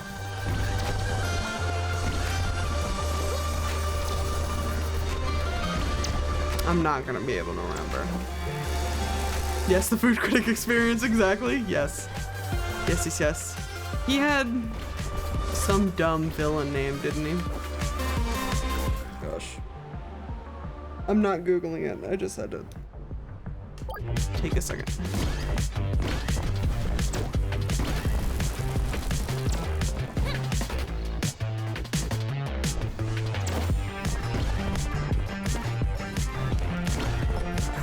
I love shit like that. Love it when you can have, like, the vibe.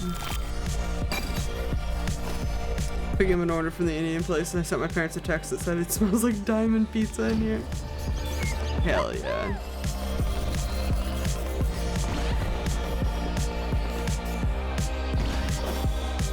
Which was your favorite Indian place during boarding school? Hell yeah. Memories all alone in the curry sauce. I'm not an Indian food eater for the most part, but I do love that for you. Not out of disinterest either. I just haven't really had a whole lot of Indian cuisine, I don't think.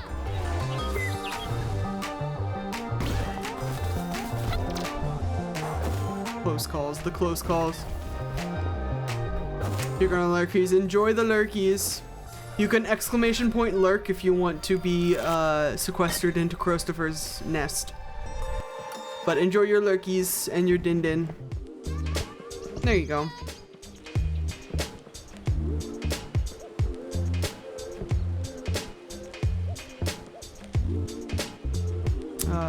Gain sparks. Bonus energy is probably gonna be it. I love that for us. Have we haven't manifested any of this. There's another achievement to try to manifest all of the items, so I think I might just buy something. Maybe. I thought that was the B button. Alas. I was about to be like, maybe not on the challenge run where I might need this money later, but it's been bought anyways. That was the okay one though, wasn't it? Yeah, that just gives us extra money. If it was the on take damage one, we would have probably had a problem because we're not supposed to be doing that on this run. I love this fucking music, dude.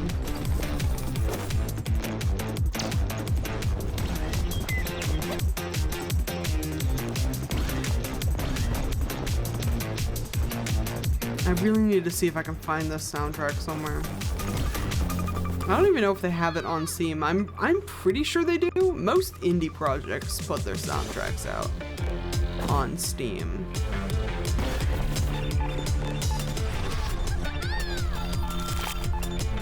But I do not know.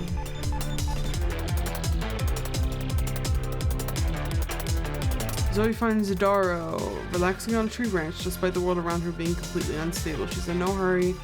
She's already found a portal out. Oh no.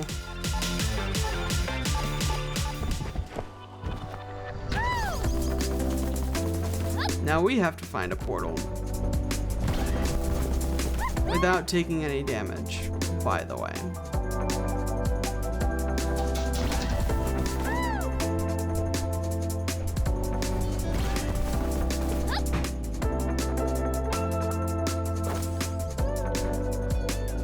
Guys, this is like really empty. I don't like that.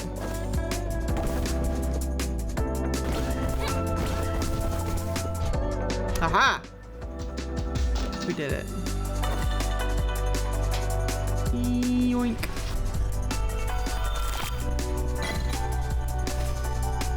Bonus sparks, hell yeah. And we didn't take any damage. Beautiful.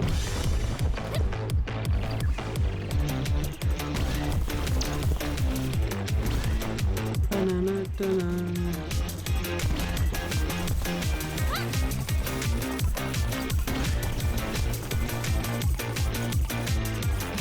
All these fucking sparks, dude. Jesus.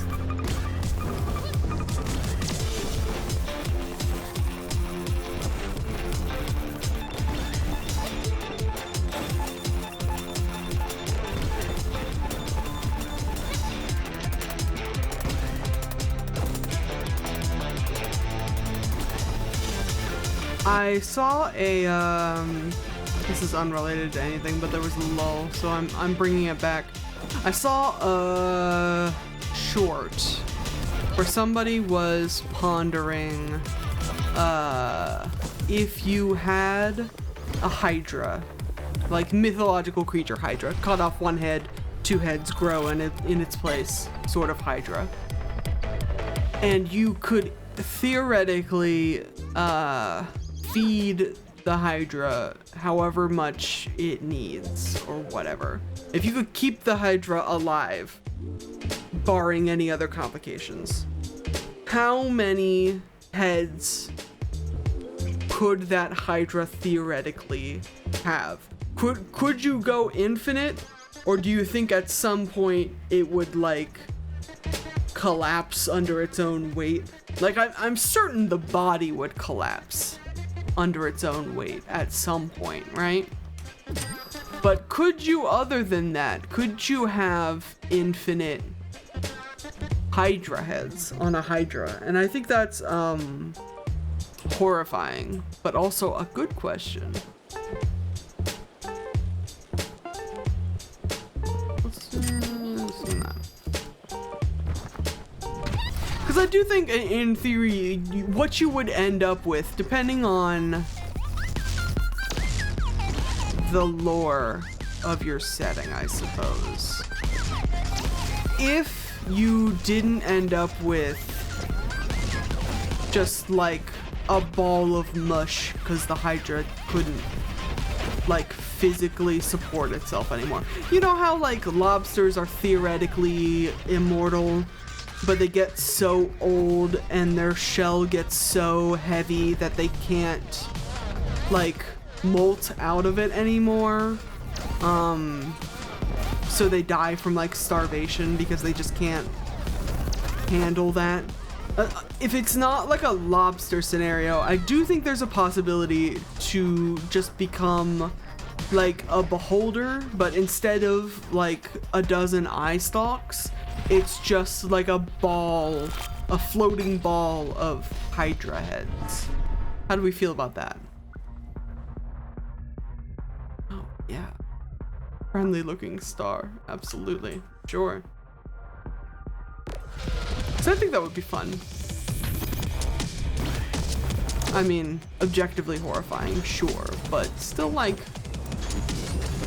would make for an interesting TTRPG enemy, perhaps.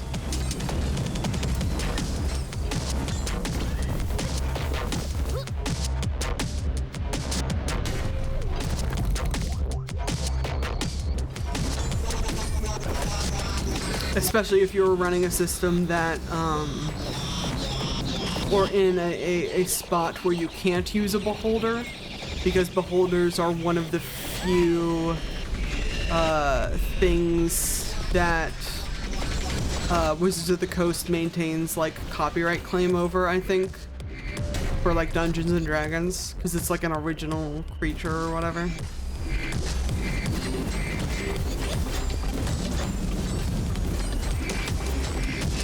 Or if you really wanted to perhaps instigate a fucked up memory loss situation with a false Hydra that just turns into a ball of very, very hungry heads.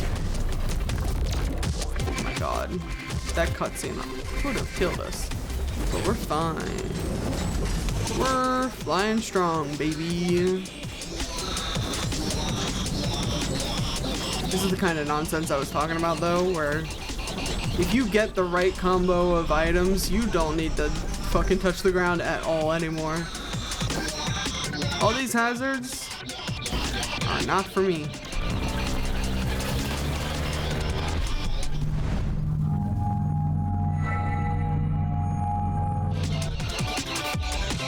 Not for me.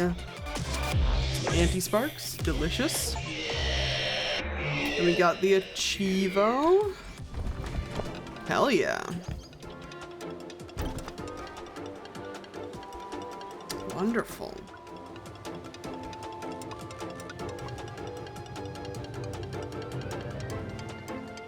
I love that, honestly. I think we might, for the last little bit, I'm thinking we might go back to, don't do that, endless. But there's one other achievement that I want to get.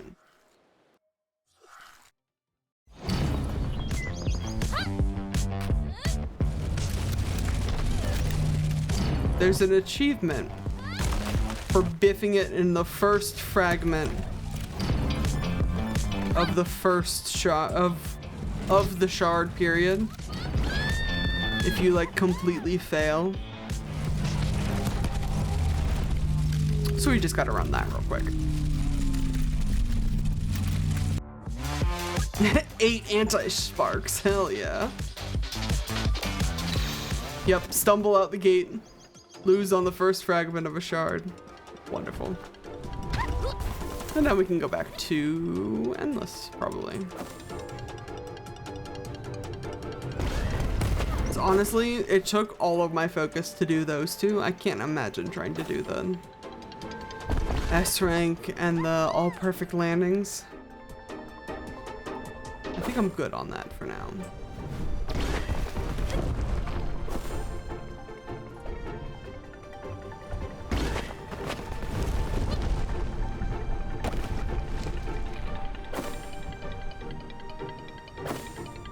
Nice. What's the disaster level? Do we have a patch notes for that? Because that's not how that was the last time I played.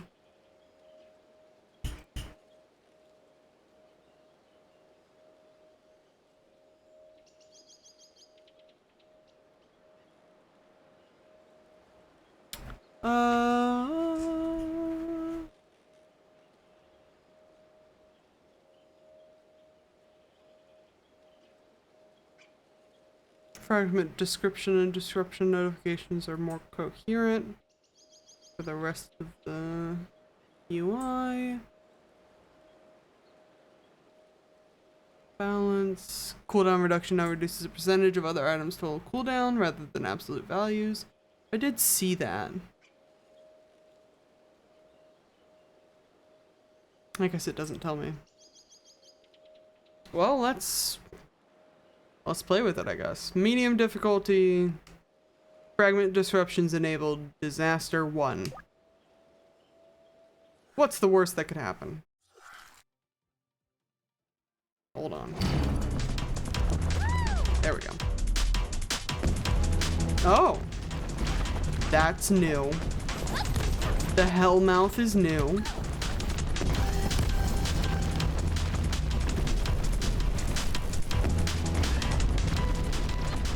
Wood, though. What? Oh my gosh, one of, I watch Ashley Robato's VODs sometimes. I very rarely make it to a stream, but I rarely make it to anybody's stream if I'm honest. Oh my god. I gotta be in a good mood to be in a stream. Regardless, Ashley Robato is doing a subathon this month where, because I think January's her birthday month, so she does Janu Ashley every year. And one of the sub goals, I believe, is to do a community like hear me out cake. So like the mods would organize it and then Ashley would like react to it on stream, and I really want to be there for that. not to you know, participate in my faves because I'm not a sub, but to just see like the crazed shit that people come up with. It's always fun. People were talking in the chat when they were talking about it, they were like I'm gonna put the Pythagorean theorem on the cake, and it's like, yeah, I know you would, but would you truly?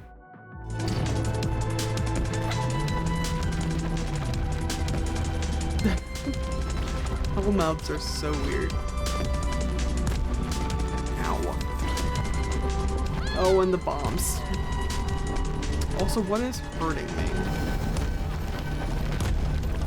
Other than everything. We might have to try this again on easy. I didn't think it was gonna be this. That would be crazy. We'll see if we got a healing item, I guess.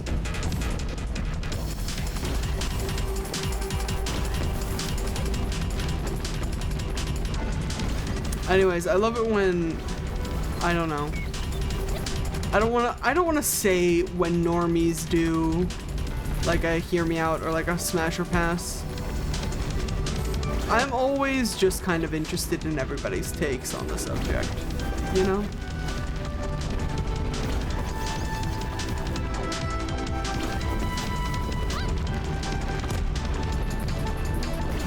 I think I can't even go over those things. I think that's what keeps hurting me. They're like sucking the soul out of my body in a bad way.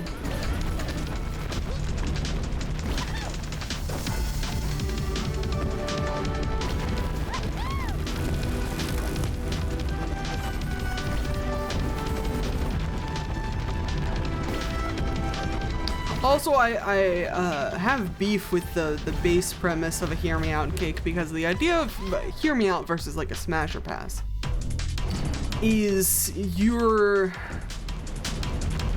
supposed to have like a reasoning. There's supposed to be a dialogue when you're like,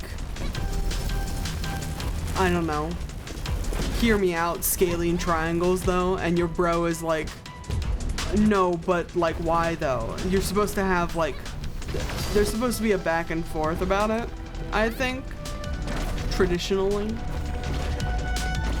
But hear me out cakes just tend to be like,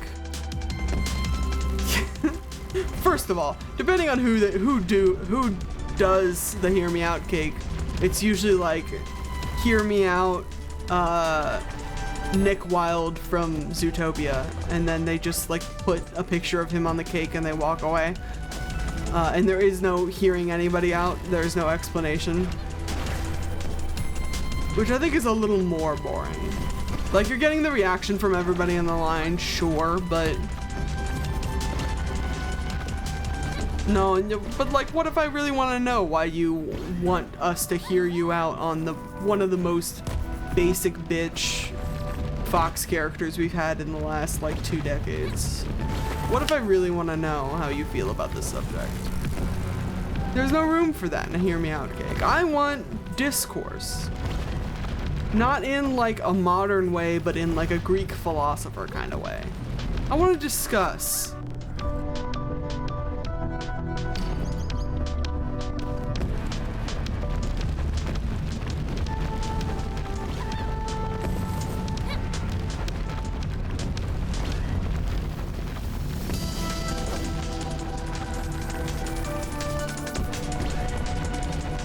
And hilariously, depending on if who does it, if you're doing like a group smash or pass for like a video, oftentimes you will get, oh my god, more dialogue from the group if it's like a smash or pass than if it's like a hear me out cake. It's almost like we've flipped it.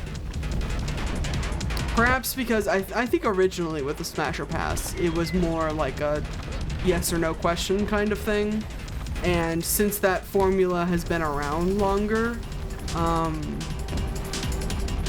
we've gotten more particular with it. Like some people will still do like yes or no questions, but some people are like defend yourself and your choices.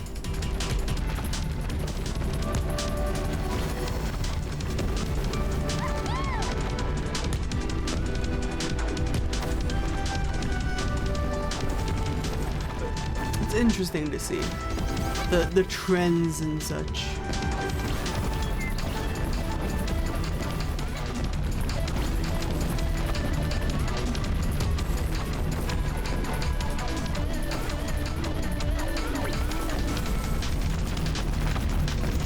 I'm worried if I fly too low over one of these things, it's just gonna like Venus flytrap snap me up and kill me.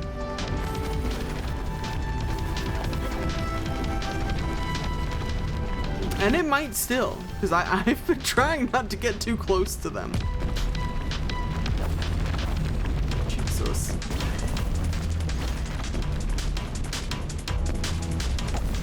Like if you touch the wrong finger, it snaps closed like that Crocodile Dentist game. You guys remember that shit? That shit and like Perfection were games you played as a kid if you have severe anxiety disorders now.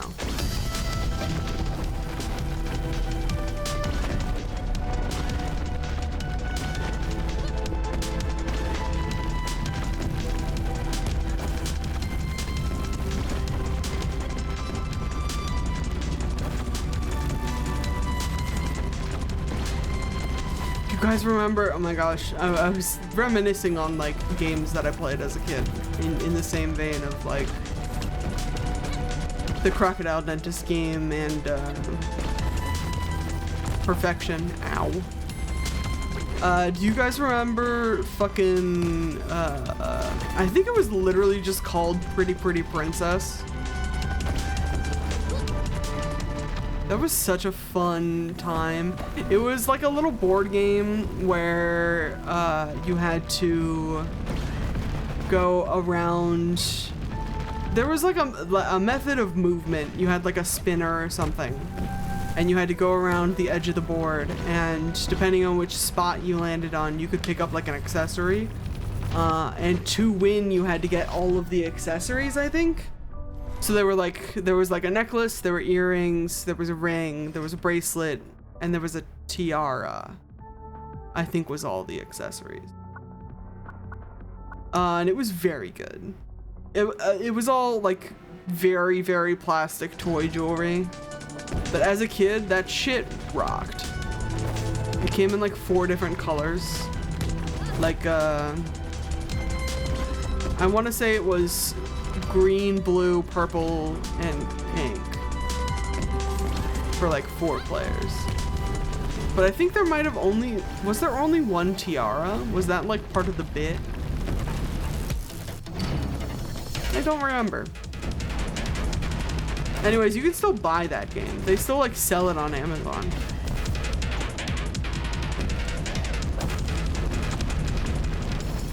I need these hellmouths to get out of my way. You can't be doing this on stream. You can't be up in my business like this, okay? Ow.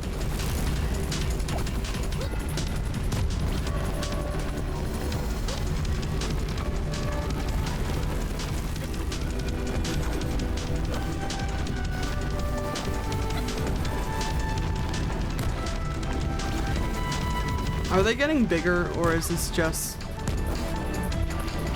Is it just me? Are they just more in my face?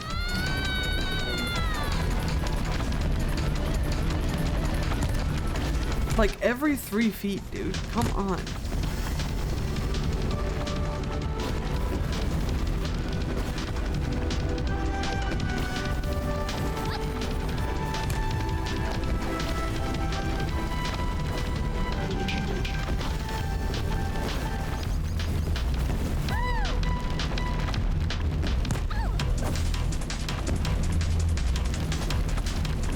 I could just barely hear Mikey snoring over the soundtrack.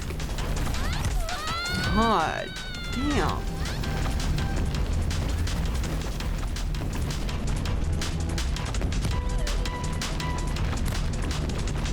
It's good to know she's chill with me being absolutely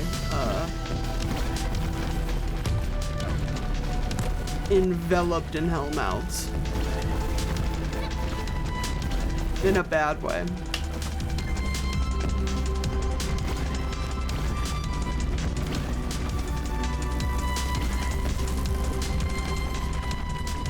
I unironically think there's a pretty good chance I could be like abducted from aliens from this chair, and then she would not only not wake, but she she would do a big snore to signal her displeasure at me in my screams interrupting her fucking nap.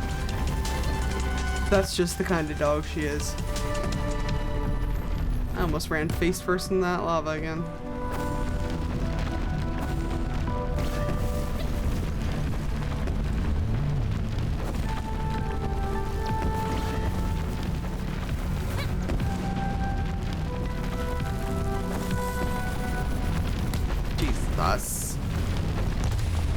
Rip. Yeah, that disaster sucks.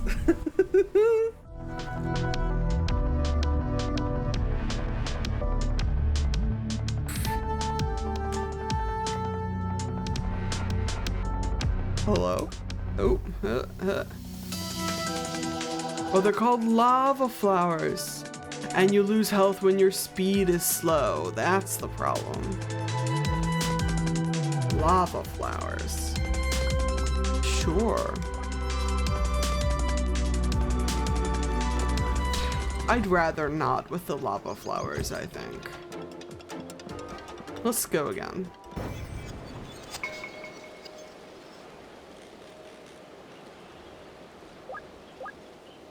Let's just do medium with the fragment disruptions enabled. That'll be enough.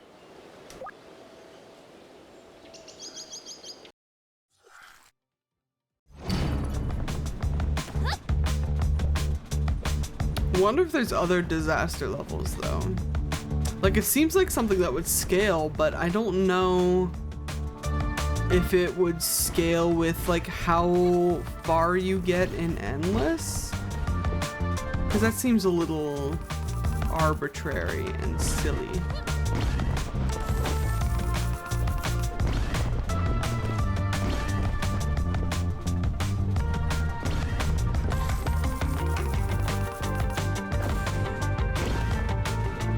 Oh, my snoot. Hold on. Yeah.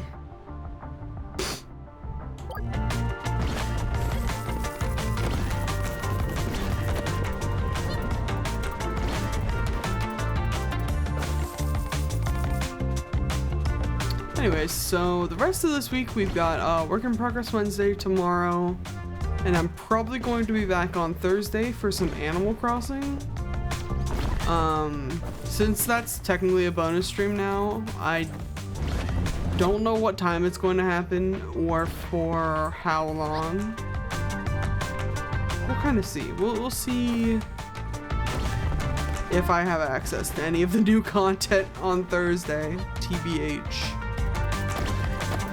Because I'm pretty sure you're going to need to have had a KK slider on your island at least once.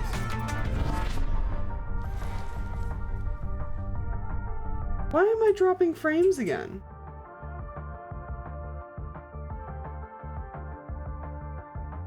When did it happen last time? I feel like it was also around this time. I've dropped 39,000 frames.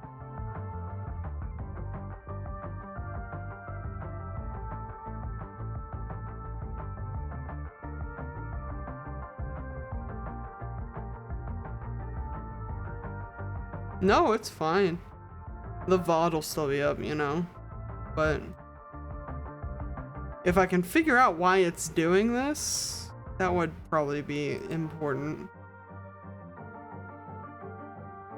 But I don't think it's a me problem.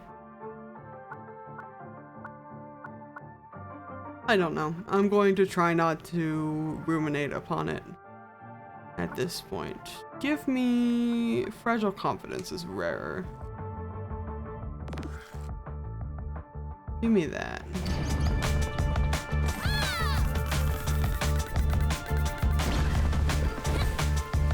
maybe I in fact should try to stream at a different time on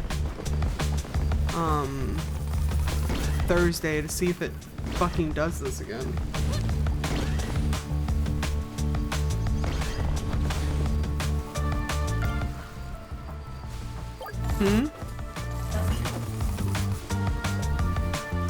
It might be. And if that's the case, that's fine, and we can rearrange the stream schedule again.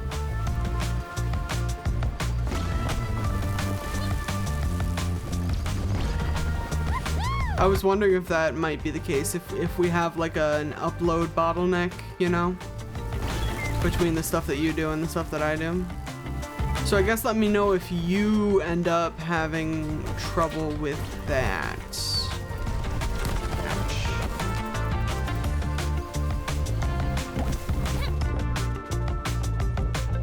Because Twitch seems to be yo-yoing pretty hard right now. I'm up to 43,000 dropped frames. Which is more than yesterday.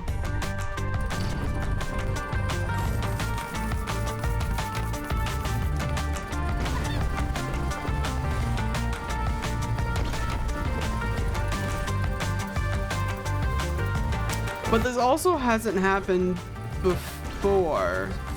Because I would have been streaming now on my previous schedule too. Because the previous schedule was 5 to 8. And this would have been like an hour-ish, an hour and a half in to the old schedule. And that hasn't happened before. So unless you've got some new tech at work that I haven't fucked with, I feel like this shouldn't be happening.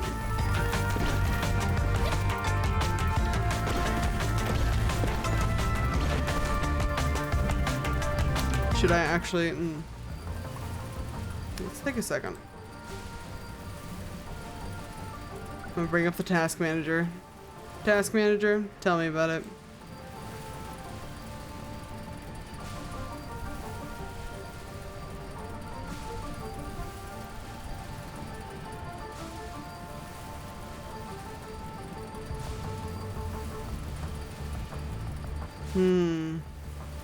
Our internet connection is really weird right now. Or mine is. If you bring up Task Manager on your other computer... Sorry, we're gonna tech support this real quick. If you bring up Task Manager over here. And then side goes cool like crap.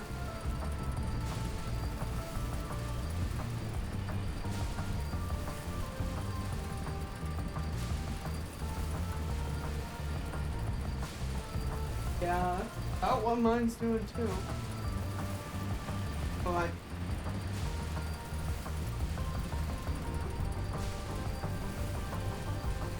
Hey.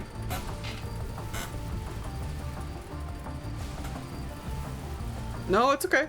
I just, you know, I hope it's not an our internet problem, because then that means one of us is gonna have to call somebody. And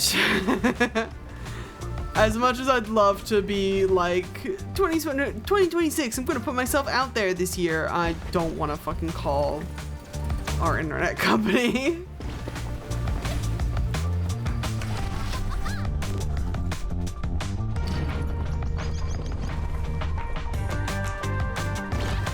I don't know. It's probably whatever. But if this continues to be a problem, we gotta fix it. Going to at least try to refrain from worrying about it for the rest of the stream.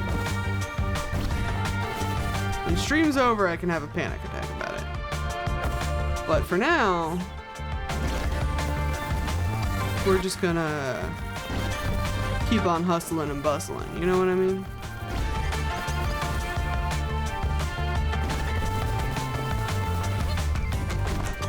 I can't believe that didn't damage me. These vines do have thorns on them.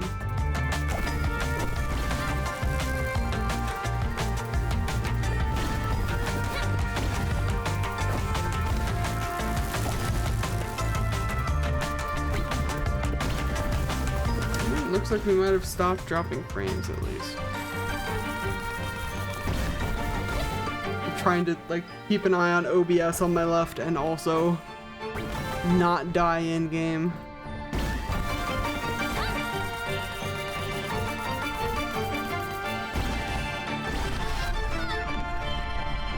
It's a full-time job. Flips hair.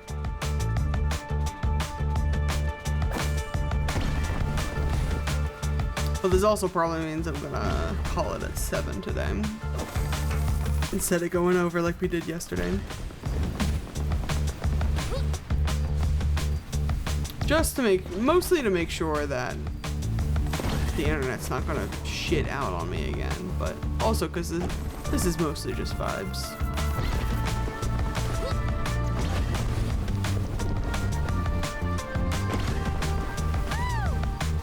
I gotta remember, I got some Animal Crossing stuff to do tonight. I have to remember to check Nook's Cranny to see if they have any new flower varieties. I don't remember if that stuff changes day to day. I feel like it does. Right?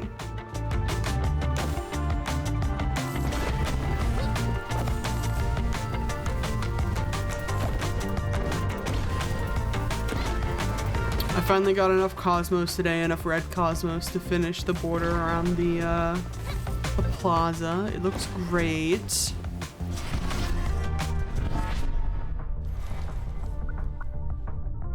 Big squash.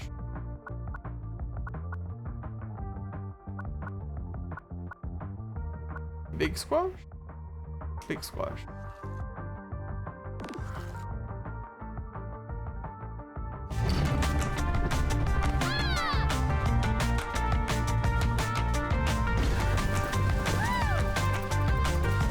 Good thing I got big squash because I just the disruption for this one is to lose hit points. It's so annoying. We're back at square fucking one.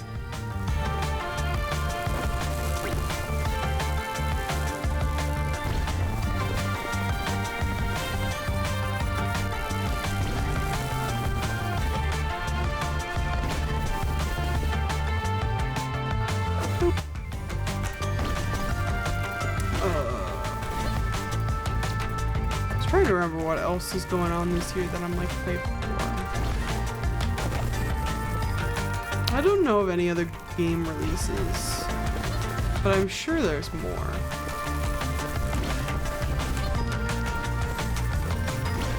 Oh, there's a game that I was wanting to play that I like just learned about over my break.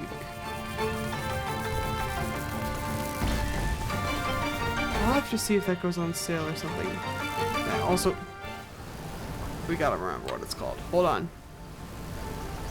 on. Date added. South of Midnight. It released in April of last year, and it looks gorgeous. It's like an action adventure sort of storytelling game by the people who made, what was it that I was like thinking about that they made? No, is it the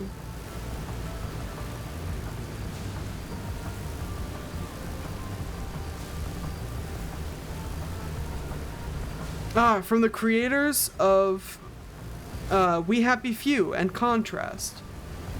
And I know We Happy Few didn't review well, but South of Midnight looks gorgeous, and it has like a primarily black cast of characters, and it takes place in a, I don't remember what the crux of the story is, but I know it's I'm sure our protagonist is looking for something, you know, the way protagonists do. It just looked so pretty, and I was like, how have I not heard about this before?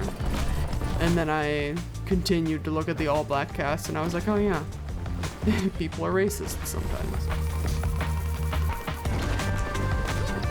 To be fair to South of Midnight, a lot of good games came out last year, so they had some pretty stiff competition, but you'd think I'd hear something about it. I heard about it in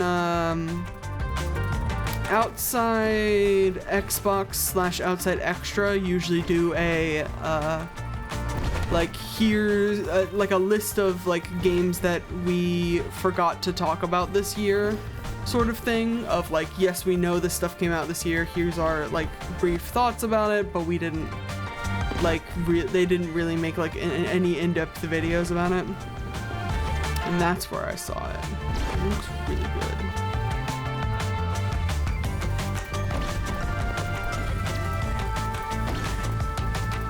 I would love to play it for the channel if we can acquire it at a good time or at a good price, perhaps.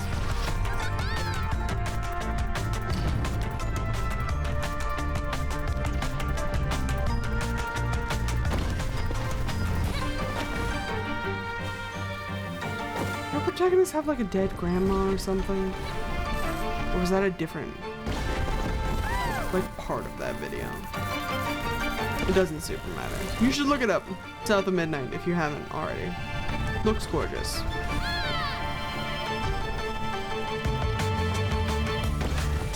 It has a really fun, not quite like full claymation style, but very like stylized 3D animated sort of look to it that I really enjoyed. And perhaps we shall play it for the channel. We'll see.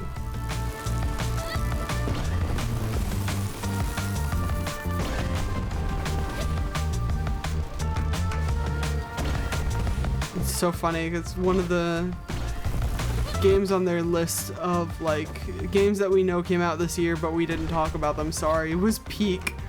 And it's kind of astounding that they never, like, even for like a chill stream, all got together to play Peak. It's been around for like so long, it feels like. And they just never did it. They keep talking about it, but they never did it.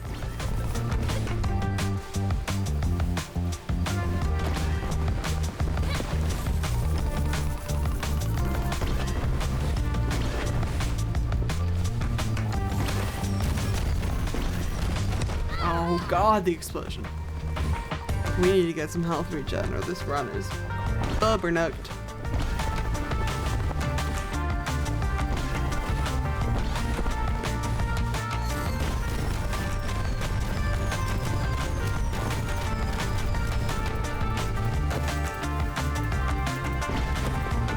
I also saw, I don't know if you guys saw the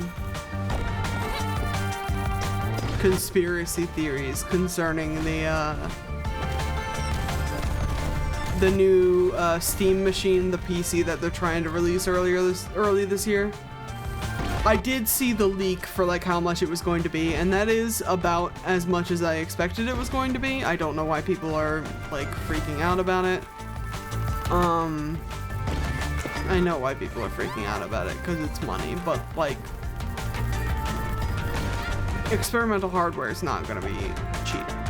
Regardless, people were like, there was a sect of people, and I know there has been a sect of people in the comment section for every video game or like computer peripheral release that has ever existed, talking about what if it's Half-Life 3? What if there's also Half-Life 3? Have you considered if there would be Half-Life 3 though? Wouldn't that be fucking crazy?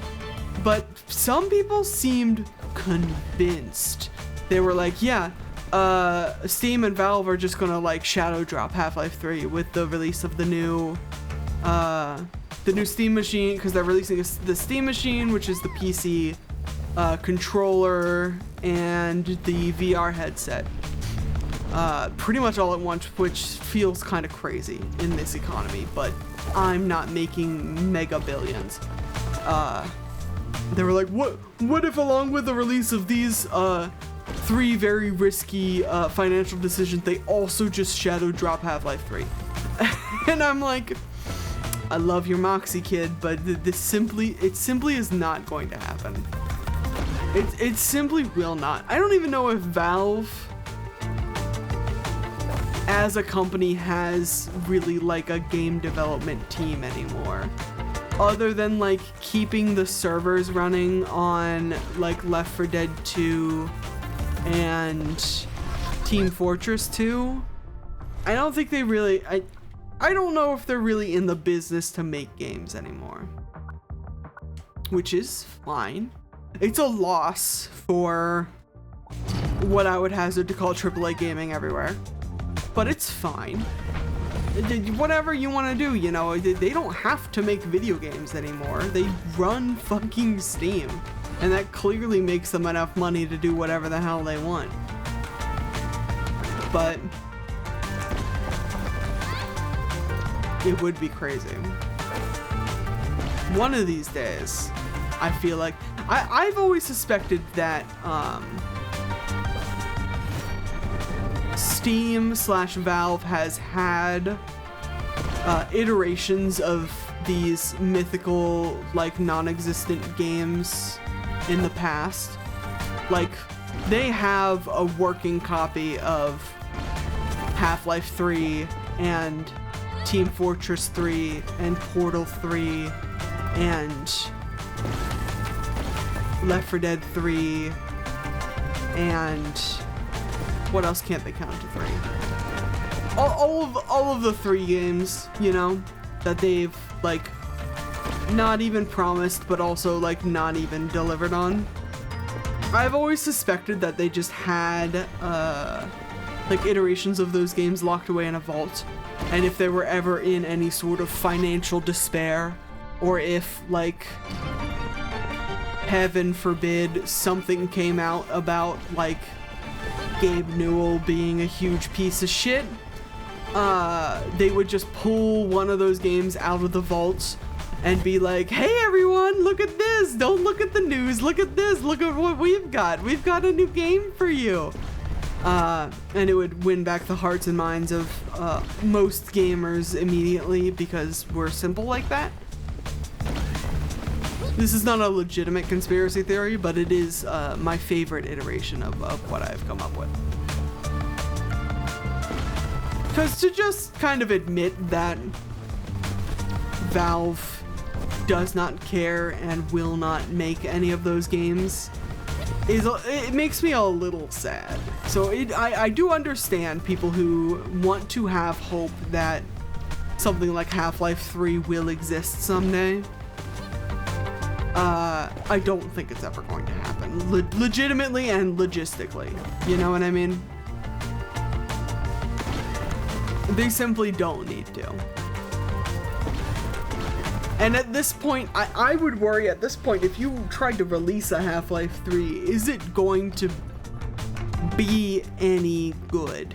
And it can be good, but is it going to be what people expect it to be, is the problem. And this is also going to be the problem of like when like GTA 6 eventually releases, or the Elder Scrolls also 6? Was Skyrim 5? I'm not an Elder Scrolls guy, I don't really know.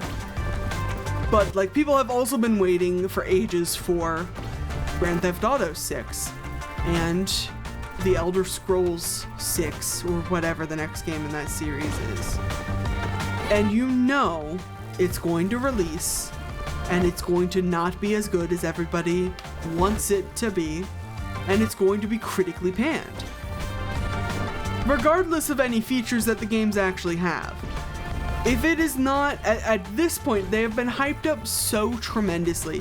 If it's not what these, like, addicts want, if it's not what these absolute zealots of the fucking community want it to be, then people will flush it down the toilet.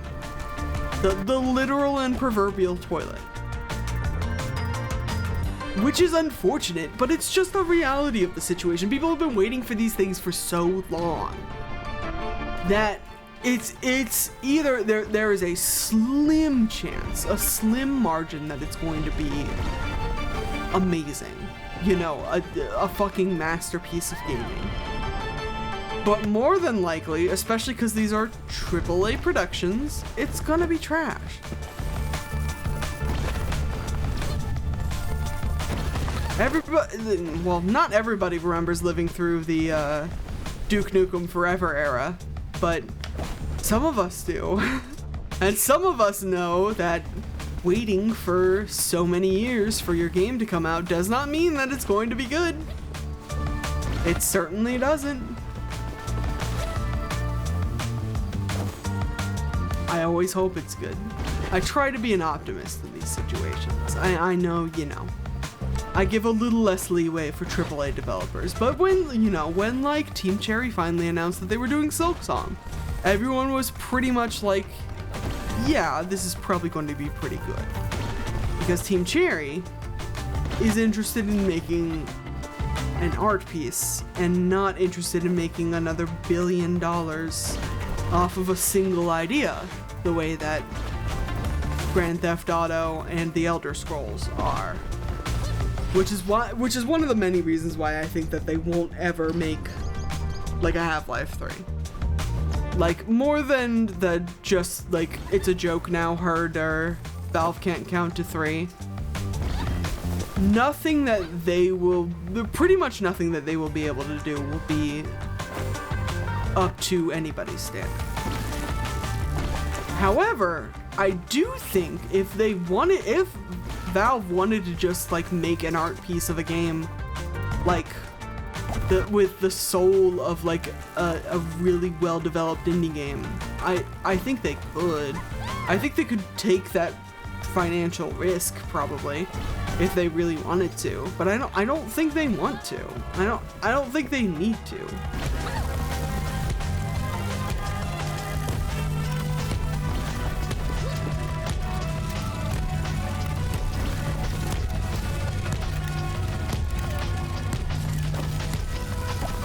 This is unfortunate.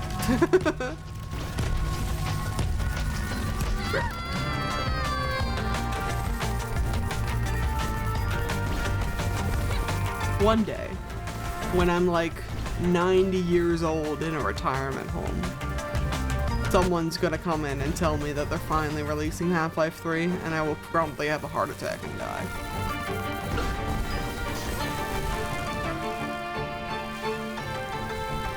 But I don't think, like, realistically, I don't think it's gonna happen.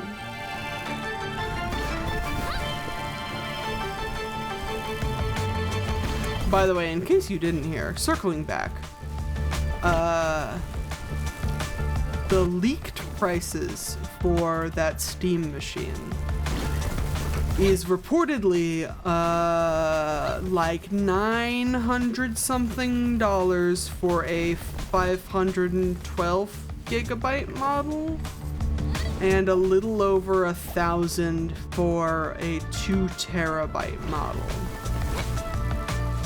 which is about what I expected. And everyone is bitching about it because, you know, reasonably, $1,000 is a lot of money. It is. But I need you guys to acquire some perspective. Xbox is threatening to release a $1,200 console as their next Xbox. The ROG Ally, one of the biggest competitors for the Steam Deck right now, as is a kind of a piece of shit from what I hear, and is already like over $1,000. And their Steam Deck, their highest end Steam Deck, the OLED, it's either like a 1 or 2 terabyte model Steam Deck, is like $750. It wasn't going to be less than $750. I don't know why people were expecting it to be priced like a Nintendo Switch 2. It simply was not going to be. I don't know what people wanted this to be, it's like, it's a luxury computer device. I don't know. That's still a pretty good price for a PC. Like $1,000 is what I would expect to pay for like a, I don't know, like a mid-range build. Now, whether that price is truly worth it is going to depend a lot on what the specs are. I haven't really looked at the specs. But in this day and age, you're lucky you're getting it for $1,000, because we've got a bunch of tariffs shit to deal with. Ramageddon is happening. You can't get a set of like 16 gigabytes of RAM for less than like $150 right now. Shit's absolute ass, because everybody's like pulling out consumer, like making stuff for consumers in favor of making stuff for fucking AI data centers, which I fucking hate more than anything in this world. So there just like isn't a whole lot of it, and people are price gouging the shit out of it, and it's annoying as hell. So like truly, $1,000 was about what I expected it to be. I don't know why. Like, I know, you know, you're allowed to be a little optimistic and be like, oh, what if it's only $800 or whatever. But I think $900 to $1,000 is relatively realistic. I don't know. I'm, well, probably not going to be able to get one. It's just not really, it's not really in my budget right now to have a fucking whole new PC. I would consider getting one though. But I would also, you know, I don't want to get, I'm not a person who plans on getting a Steam machine just because it's a Steam machine. I think if you want to buy, like, previously, if you wanted to buy like $1,000 gaming PC, you could buy and or build $1,000 gaming PC, but like I said, that's getting harder now because parts are getting harder to find. We had a GPU shortage like a couple of years ago because of AI, and now we're having a RAM shortage because of AI. And I cannot wait for this fucking bubble to pop, dude. I cannot. We'll be popping the biggest bottles when AI gets fucking wiped off of the face of the fucking planet. Generative AI, I should specify. Some people get all up in arms about any type of artificial intelligence. I'm speaking of generative AI.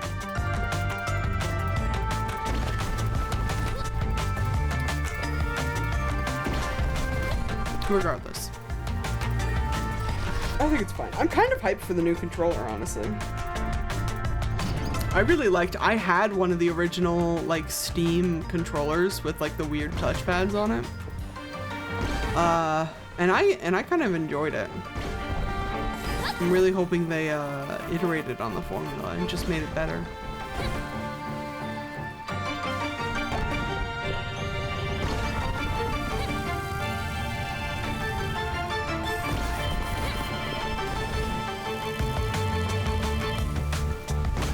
But we shall see.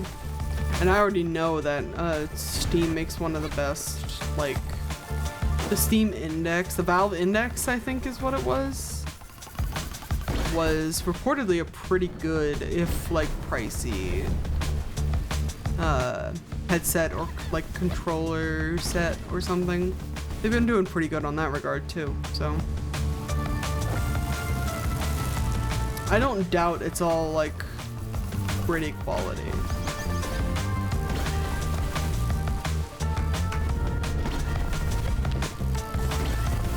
But we'll have to see once people like really start to get their hands on it. Cause sort of similar to like, I don't know. I always take like sort of reviews of these sort of things with a grain of salt, because your user experience can vary pretty wildly for any object. Like, I am a person who likes to be aware of a lot of like flaws in technology.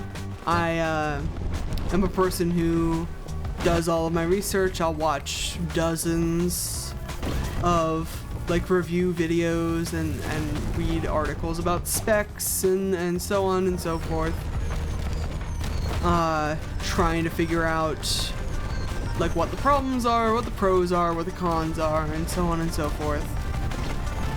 But even then, you kinda have to come at it with maybe a bit of an open mind. Like, if everybody who purchases a product says that, like, it physically exploded and poisoned their watering hole and set their dog on fire, then, you know, maybe the product's gonna set my dog on fire.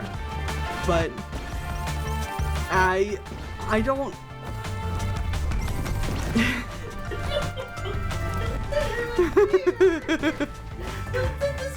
I would never. She would never. She would be too concerned. But there's also always a chance that like the product just works the way that it's intended. I've seen a lot of... Oh, there's this girl. Say hello to this girl. You wouldn't set her on fire, would you? You wouldn't set this gun on fire. Yeah.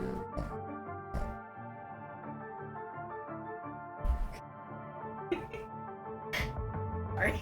It's okay. Laugh so hard.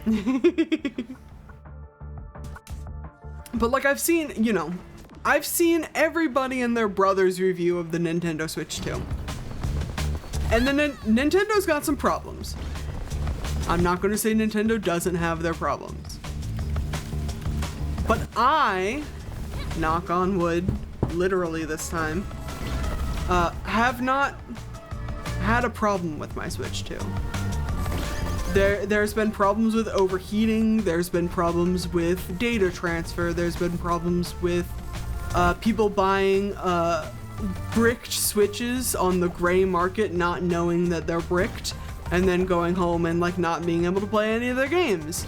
There's been one of the streamers I follow, Onsta, actually like had such a terrible time with their Switch 2. She had a Switch 2 and was in the process of transferring all of her data from her Nintendo Switch 1 to her Switch 2. Somehow the data transfer went so bad that the data did not appear on the Switch 2, and the Switch 1 for some reason reinitialized and like factory reset itself, so the data was not on the Switch 1 either. And then also the Switch 2 somehow quote unquote fried itself and would not hold a charge worth a damn. And reportedly, this is not a singular situation kind of thing. There are people in chat who are like, yeah, I've heard of this happening before. I had not heard of this happening before, but some people had heard of it happening before. You can't go into a situation assuming that's going to be your experience. It is up to the developer of the technology to be good about like fixing this problem, which Nintendo has notably been iffy about fixing their problems regardless. But I was so worried about it, and it's been smooth fucking sailing, dude. I know a lot of people who there's a lot of people who stream with the Switch 2. There's a lot of people who haven't had nearly as many, if any, problems with the Switch 2. And I simply, I don't know. I'm tired of being a pessimist on the internet. I'll see what the Steam machine is like if I get one actually in my hands. You know what I mean? There's only so much that like online content creators and reviewers can do for you. I guess that's my point, is like, I know it's scary to formulate your own opinion on things, and for some things, you know, you're not going to be able to form an opinion on the Steam machine because you do not have a budget for a Steam machine, which is fine. You do not have to have an opinion on the Steam machine. You do not have to own a Steam machine. Like, what I hate is hearing people's opinion on the internet of a thing that they do not own, have no plans on owning, and just like, you know, is essentially regurgitating like shit that they heard before. That's my least favorite internet interaction, and it happens a lot, as will not surprise you. Sort of similar to the thing that we were talking about earlier on stream, where like with the person who comes on to stream trying to essentially backseat game the streamer, and it's like, why are you here? Why don't you just play the game yourself? And it's just because they wanna, yeah. In the Pokemon combo we had earlier, yeah. I simply don't know what you're getting out of all of this rage and fear mongering. Like, if rage and fear mongering is what gets you off, then like, sure, go for it, but maybe find a willing and consenting party first, because I don't want to hear it.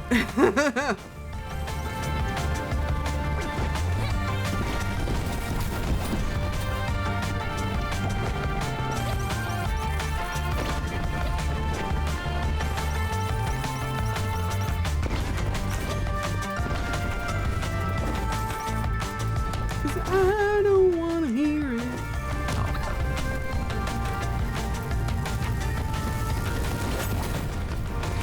Okay. Anyways.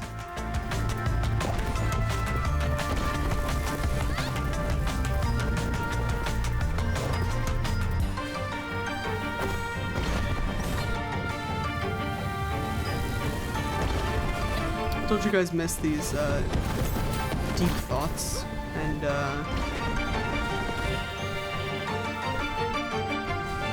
I was gonna say, like, not social experiments. We're not doing social experiments here. Brain teasers?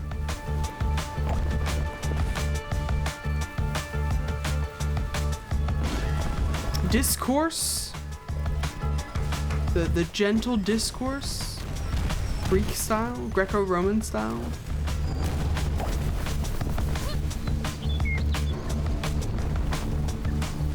One of these days, hopefully when as I get back into writing, which I'm hoping to do.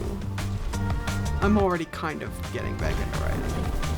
I'll have less prescient, like, things to talk about. I don't like talking about, I don't know, like, current events and, like, politics and stuff on streams. Specifically not politics. We're not even talking politics, but we're talking, like, the politics of gaming, essentially. Hopefully as I get back into writing, I'll have, excuse me, I'm talking over here. Hopefully I'll have better thought experiments for you, like the Hydra one from earlier. Babe, did you hear that one? How do you feel about just like a ball of snake? What? Did you hear about my Hydra conundrum from earlier? Yeah. Snake, right? Yeah, sort of. We're dropping frames again.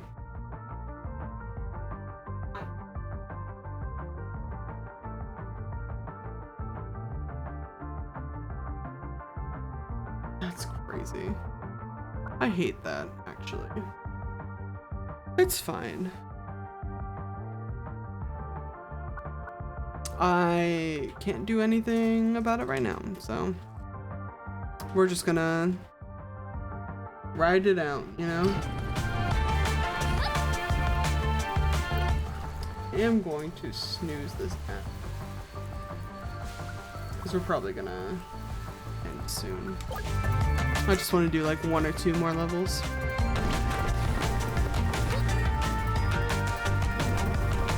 But yeah, the thing about the Hydra with like, could a Hydra have infinite or near infinite heads, and what would that look like? That kind of like speculative biology shit is my jam. And I'd much rather bring that to the stream than, you know, talking about all the shit that Nintendo and Steam and Microsoft have going on.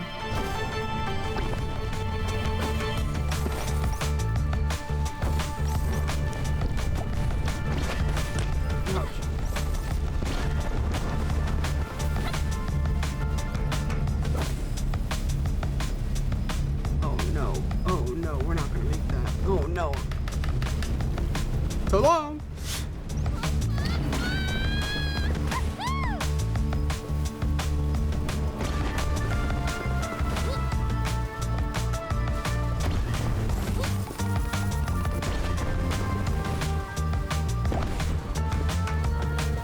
So long, Gay Bowser. Oh, is that new Mario Bros. Movie coming out this year? I honestly haven't even seen the trailer, but I know people are hyped for Mario Galaxy.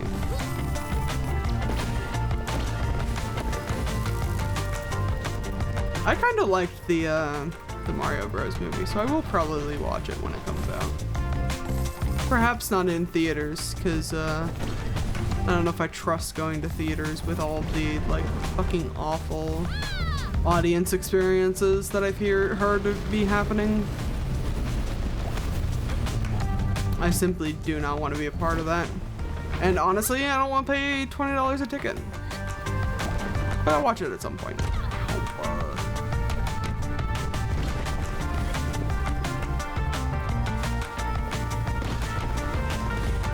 Because that's coming out at some point. They're working on that stupid live-action Legend of Zelda movie too, for some reason.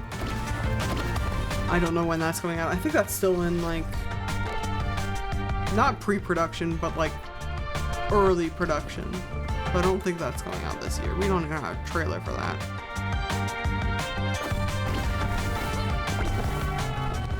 That fucking Odyssey movie that Nolan's doing, Christopher Nolan, is coming out this summer. That should probably be a pretty good one, I think.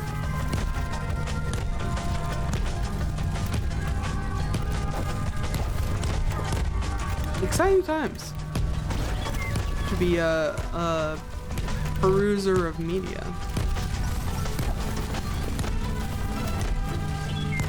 I mean, there's always something coming out, right?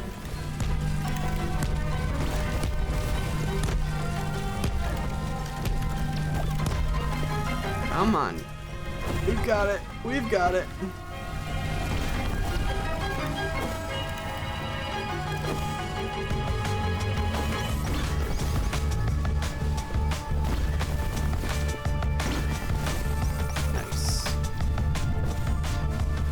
Oh fuck.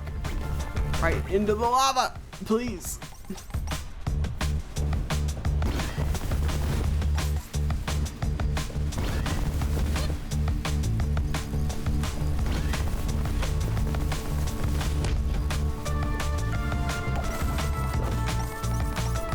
This might be our last round.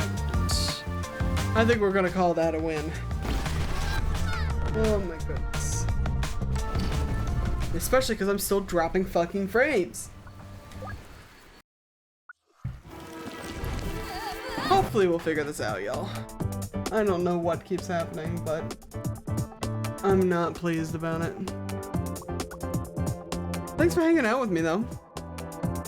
I appreciate all you being here. Like I said, make sure you come back tomorrow. We're gonna do more Whip Wednesday. Probably Dungeons & Dragons 5th edition. And Thursday, we're probably going to be here for the Animal Crossing update. So stay tuned and have a wonderful evening.